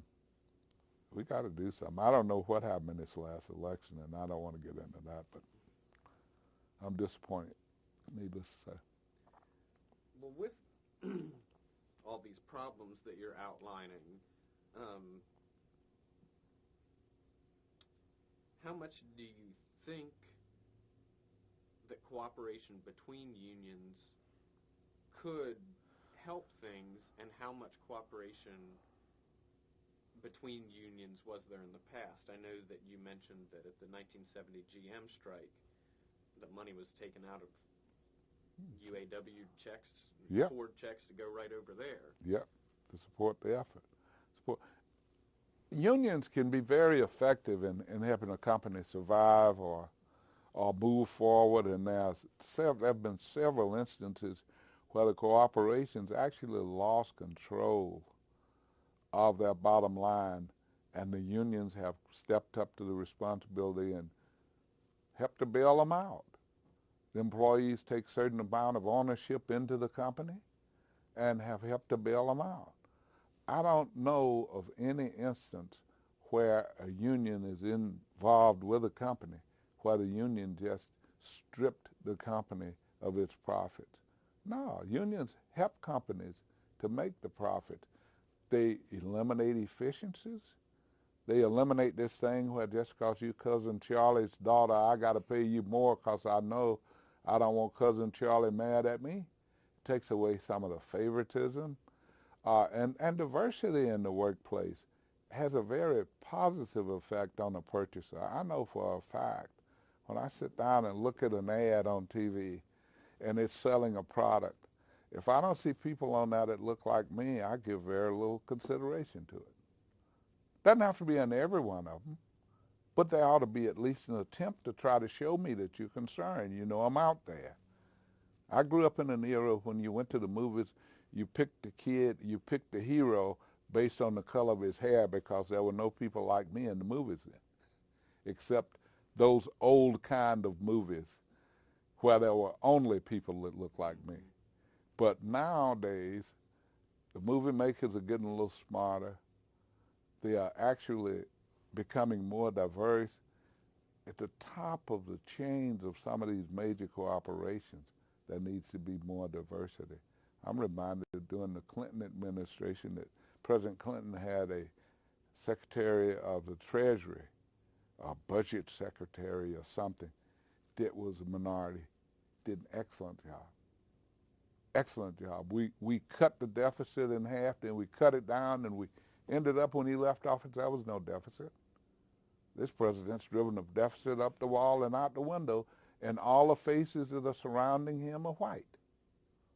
To be quite honest with you, I think the Republican Party maybe could be more effective if they had the intelligence to add more minorities to their race, to their parties. But every time you see him, he's surrounded by a sea of whiteness. And that's not representative of this country. It was so hypocritical of him yesterday to stand there and talk about inclusiveness with the exclusiveness that he's displayed. We had a failed program in Iraq because our intelligence was bad, they say. If I brought you bad intelligence, would you next year give me the Presidential Medal of Honor? How hypocritical can you be? How stupid do you think the American public is? So that's why I said I don't know what to think about this last election. Let's get on with this. I'm sorry. Not a problem. I feel you completely. Okay. Before I want to jump into this last phase with some of the social work that you've engaged in. Okay. But before, I realized that I didn't get much of a take on your role as the executive vice president of the AFL-CIO here in Georgia, right. Which you served as from 1999 to just last year. Yep. Could you describe a little bit of that work and how that fulfilled the end of your career? Yeah, that's some of the most fulfilling work that I ever got involved in. You see, the executive vice presidency was discussed with me by Richard Ray, and I also had an interview with the previous president of the AFL-CIO, Herb Mabry, and I had a talk. And he asked me a question rather pointedly, and I think it was at the start of what's really going to happen to organized labor if we don't go in this direction. And the question he asked me was, did I think that the AFL-CIO should consider a minority in one of the vice presidential positions? And I told him, oh, hell yeah. I said, you look at your membership. Organized labor's membership is changing. And it's changing in a way that if you don't change to more properly reflect the complexion of the complexion and the complexities of your membership, that you're going down the tubes. And I think that's what happened with, to a great extent, the Democratic Party this last time. Although we are reflective of the makeup of the population, something went wrong. I think it was the religious right that got into churches and said, if you vote for Kerry, we're going to have gays sitting on the board of directors. And I understand that fight too, but let me not get into that. But the work that I did with as executive vice president was very beneficial to me. It made me realize just how great an organization the American Federation of Labor, Congressional, Industrial Organizations is in the state of Georgia. That organization is invited to meetings like you'd never believe, meetings of the titans of labor, and in fact, a smart person with the Chamber of Commerce would try and get closer to the representatives of the AFL-CIO. A number of years ago, there was a man named E.I. Abercrombie who was with the laundry workers. And Mr. Abercrombie was a member of some of the most elitist organizations in Atlanta. He was a member of the Commerce Club. That's where the bigwigs meet I think it's every month or every week one. And right here downtown Atlanta. And he was a union president. He was the president of laundry workers. And Abby, as we fondly called him, was just brilliant with that. He'd get the inside skinny on a lot of things before they happened. And that's why I say the chamber would be wise, instead of constantly fighting, to try and find a way to work with unions, to work and show a united front to not just the workforce, but to their managerial staffs too, to say that, you know, you really can't fight this thing. It's almost as elementary as when you're in elementary school. Right now, during this interview, you know who you are, I know who I am. Obviously, though, if you had not been exposed to some minorities during your upcoming, or your growing up, right now you'd be uncomfortable doing this. But you see, we've gone through this because the two of us have not allowed something as simple as race to come between us, because we both know that if either one of us are cut, we both bleed the same red blood. And in fact, if it's the same type, we could actually help each other through a transfusion. So we got to get beyond this crap that a lot of people are using to divide us in this country, and work harder toward getting together. And because that's the better good, is Dr. I'm looking at his face. He says it all the time. That's for the better good. But he was the president of SCLC. Let's see if that'll make it come up. Oh, man. Anyway, it'll come to me. But that's what we got to do. We got to do more of that. We got to get these kids. Kids want, you put a bunch of kids out in a playground. They don't give a flying fig what color the kid that they're playing with is. That they're just having fun with the kids. It's that background noise, I call it, that parents involve themselves in and try to teach that divisive thing to kids. And the end result is when the kids grow up, they're mentally crippled because they don't know how to interact with other people. And so Joe Lowry was the name I was trying to remember. We've got to get beyond that. In this society, we've got to get beyond it. I don't know how the president, unquote, is going to bring this country together, but it'll be interesting to watch his service over the next few years.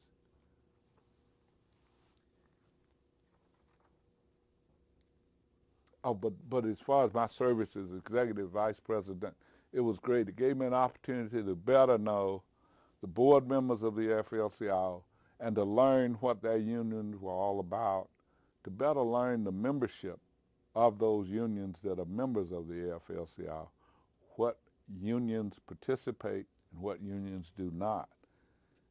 There are a number of unions that now participate with the AFL-CIO who previously did not. And I think Richard Ray and Charlie Key are doing an excellent job at recruiting those people back into our union, because we gotta, as the old saying goes, we may have come over on different boats, but we're all on the same one now, and we gotta fight. We gotta fight. So what were your primary responsibilities? The responsibilities of a vice president in the AFL-CIO is to, as with any organization, is to step in when the president's absent, to speak for that president, to put forth the goals and objectives of that organization in a way that's understandable to anybody that may come in earshot of it. And that's what I did primarily, was work in that effort.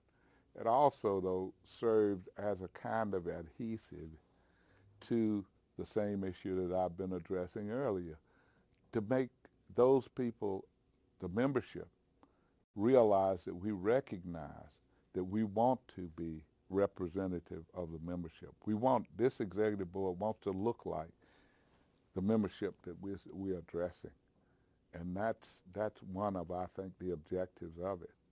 And I think it continues with the naming of Willie Monroe, who's the president of Local 10, who's also a minority, to the executive vice president's position with the AFL-CIO.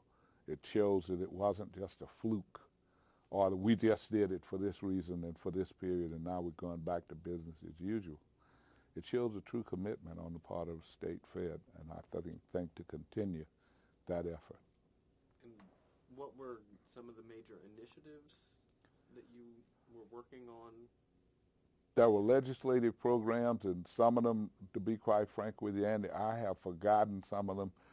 Some of the things that I did as in my work, I've forgotten them. When I retired, I completely retired. I took a little time off, and then some, as you noticed, I'm sure, some names escaped me that I used to have right on the tip of my tongue, but I'm totally retired. I'm just. But others jump right in. Yeah. Well, to begin wrapping this up for us, I wanted to get a little background on your long career in civil rights work. I know that you've been very active with the NAACP and I think the Urban League. Through having grown up in the city of Atlanta, I always kind of played a peripheral part. After I assumed the position of an international rep, I worked closely with the King Center back in the day when there was a labor breakfast. During King Week, we used to have a labor breakfast. And leading up to that, we had planning meetings, and there was a representative from unions, and I was one of the representatives on that board that would help to plan and talk about where we were going to have the breakfast. And I also coordinated efforts between the International Union's Civil Rights Department, with Joe Davis was director, and the King Center. But they discontinued that a number of years ago, and I think one of the reasons they discontinued it was in the heat of his service as Speaker of the House, Newt Gingrich attempted to attend one of those labor breakfasts, and labor stood outside the ballroom as long as they knew there was a threat that he may come in. And they didn't like having to back down from that. So I think the King Center, given all that they do and all they continue to do, I think they were crippled by their association with that politician at that time. And I think they decided that they didn't want to continue to have that breakfast. And it's regretful because I can remember quite easily, sitting there and listening to the thousands and in some instances hundreds of thousands of dollars that was handed to Mrs. King on behalf of organized labor. That was almost a competition uh, between the unions to see who could give the most money each year at the King breakfast. And those things, I don't think they were, while they were not completely lost, because I'm sure the unions still have found a way to continue to support the center, I think they were severely crippled because of that conflict when Newt Gingrich was. They saw him as doing great things. Organized labor saw him as doing other things, not so great. But that was a great experience working as executive vice president, just as it was working as vice president of a local. I enjoyed that too. But the job of vice president is always to step in the absence of the president and try to continue the operation as it usually would go in his absence. What were some of the major campaigns or initiatives that you took part in with the NAACP or the Urban League? Or Well, the Urban League, my wife and I, took up active membership, and we always had active membership in the Urban League. I think I've let my membership lapse now. But one of the direct benefits of that association and that relationship was that whenever I needed somebody to fill in for one of my secretaries back when we were able to hire, I could contact the Urban League office, and they would send me up somebody. And they would send me up somebody that was competent, and the only thing I had to do was make sure that they drove the right kind of car. Because I can recall on one occasion I had spoken with a young lady, and as she left the office, I saw the kind of car that she was in. And I said, oh my goodness, because I had made it clear to her, the reason that we ask these questions of a secretary, and the reasons we require a secretary to drive an American-made car, or a car produced by our members, is our members come by that office on occasion, and they see the secretary.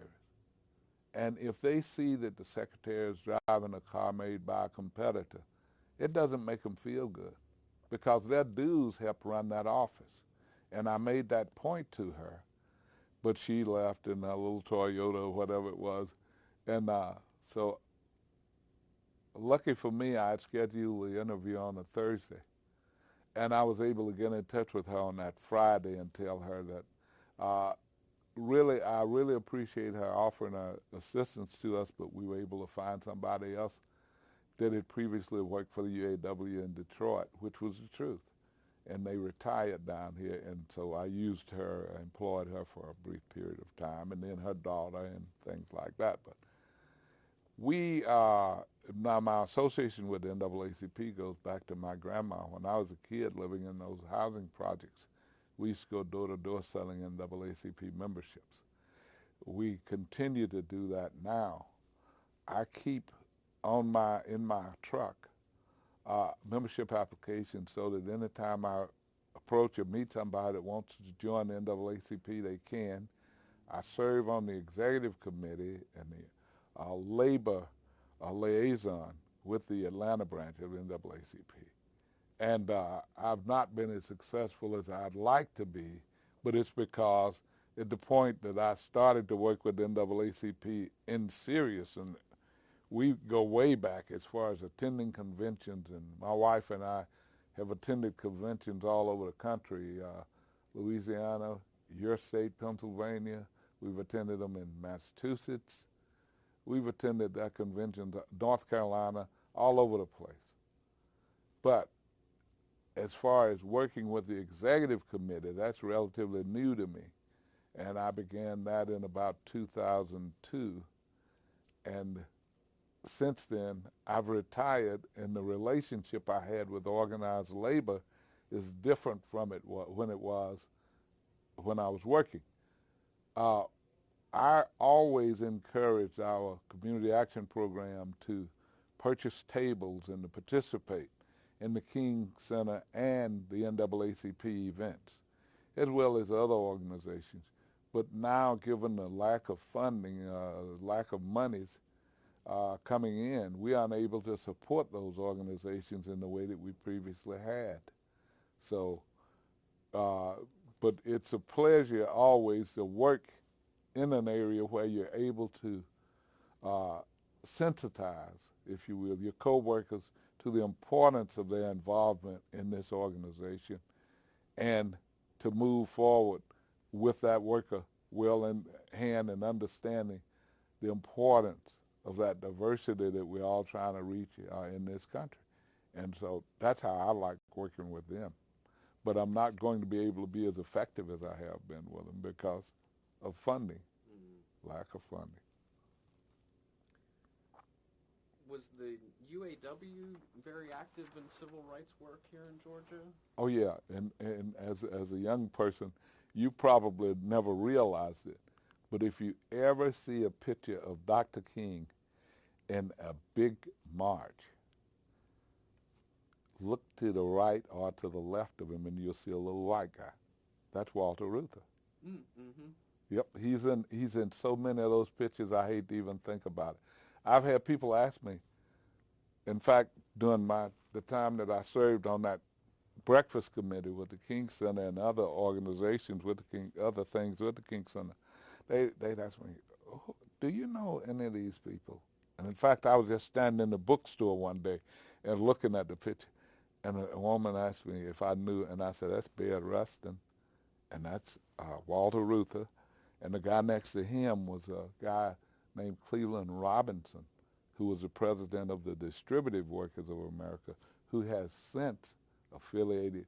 The DWA, Distributive Workers of America, is now affiliated or included in the UAW. They've affiliated with the UAW, so they no longer exist.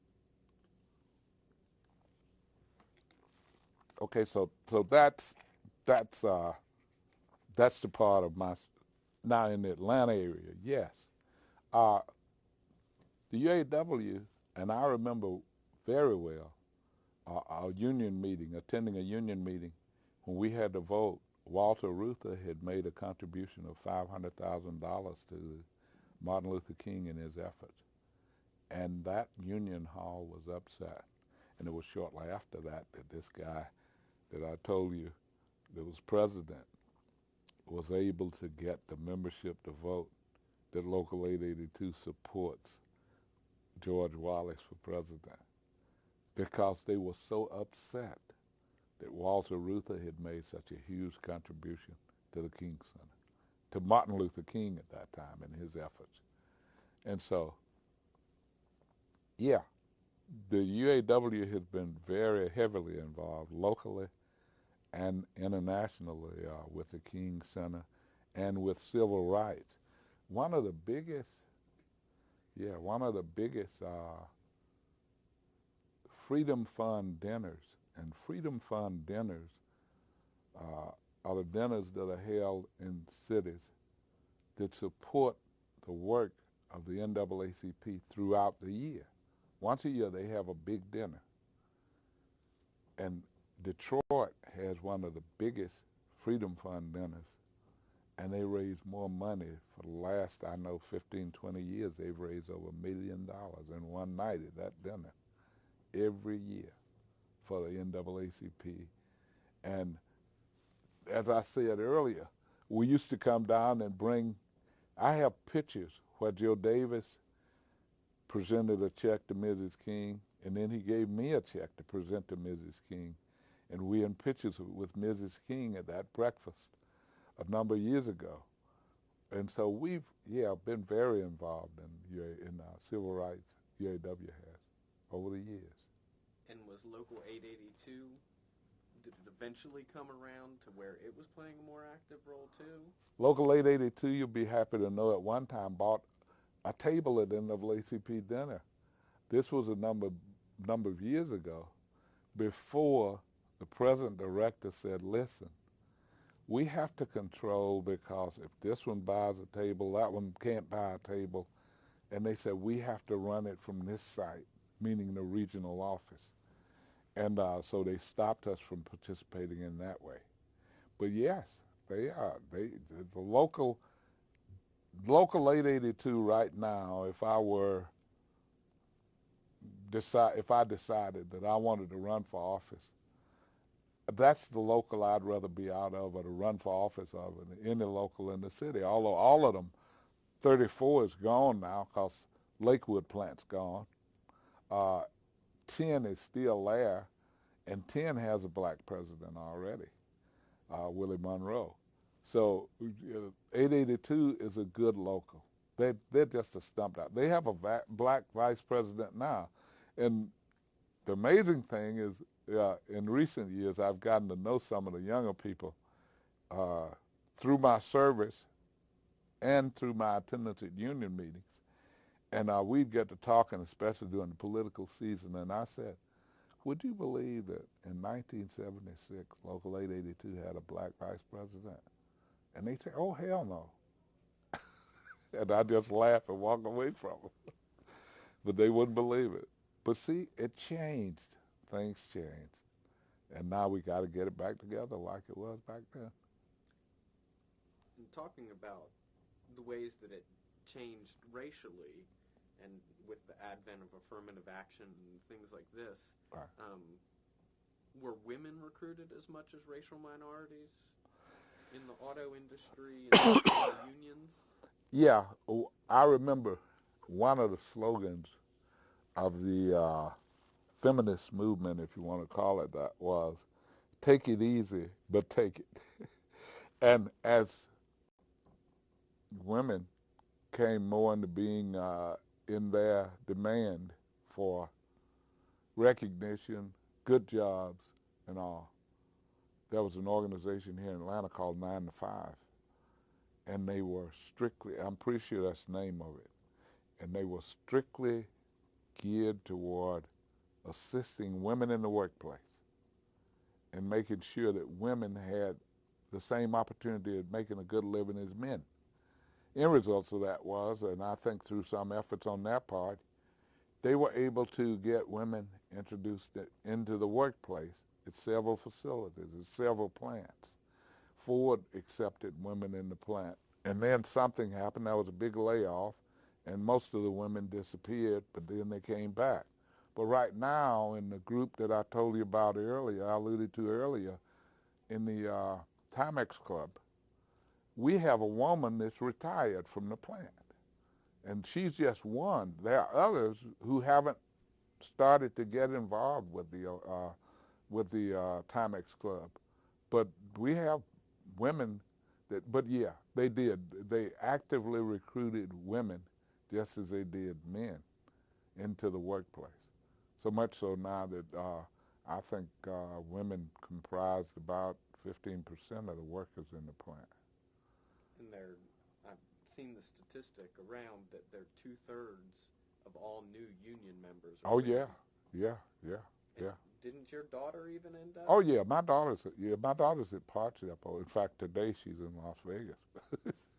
She left this morning early for Las Vegas, but yeah, she's at the assembly plant. And there's a little story behind that. That's why I hate to do these kind of. I guess I shouldn't say I hate to, because this is the first one I've ever done.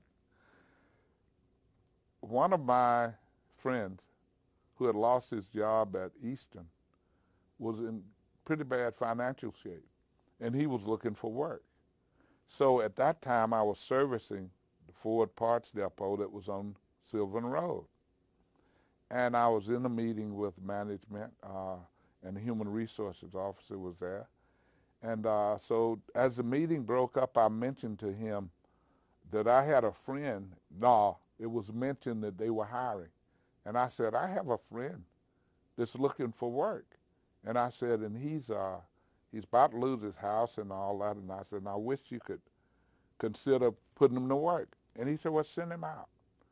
And we'll give him the test and see what he does. So I got home, called him up on the phone, and I'm talking to him. And my daughter is in the back. She's first year college, doing her homework. At least I thought she was doing her homework. And so she heard me. So she wrote it down. And I told him, be there tomorrow morning. And sure enough, can you hold one second? Okay, you were just saying that your daughter had overheard you on the phone. Right. So the next morning, I imagine, because I didn't know until I came home that evening, the next following evening, she went out and she took the test and she passed the test. My friend took the test and didn't do as well. But I did help him find another job. But when I came home that evening, I'm pretty tired, and I come in and flop down, and my daughter goes, "Guess what?" I said, "What?" "I work for Ford." And I said, "You what?" And she said, "I work for Ford." I said, how are you talking about?" And she said, "You know, when you called Charlie yesterday and told him this and that." And I said, "Yeah." She said, "Well, I heard all that." And I wrote it down. And I went out there and took the test, and I passed the test. And they told me I'm hired. I get my physical tomorrow, and I said, man. So that's how she got hired. And she worked successfully, I think it was 2 or 3 summers at Ford on Sylvan Road. And then, I think it was 97, I'm sorry, no, 93 it would have been, 93, 94. We passed a contract that said anybody that successfully completed 2 summers could be hired, 2 or 3 summers could be hired would be hired permanently to the next open positions. So she hit it, and so she's been there since 95. So this year will be our 10th year as a permanent employee. So I'm proud of her. Yeah. And she did it all on her own initiative. Yeah. She good old work ethic from the old man. Yeah.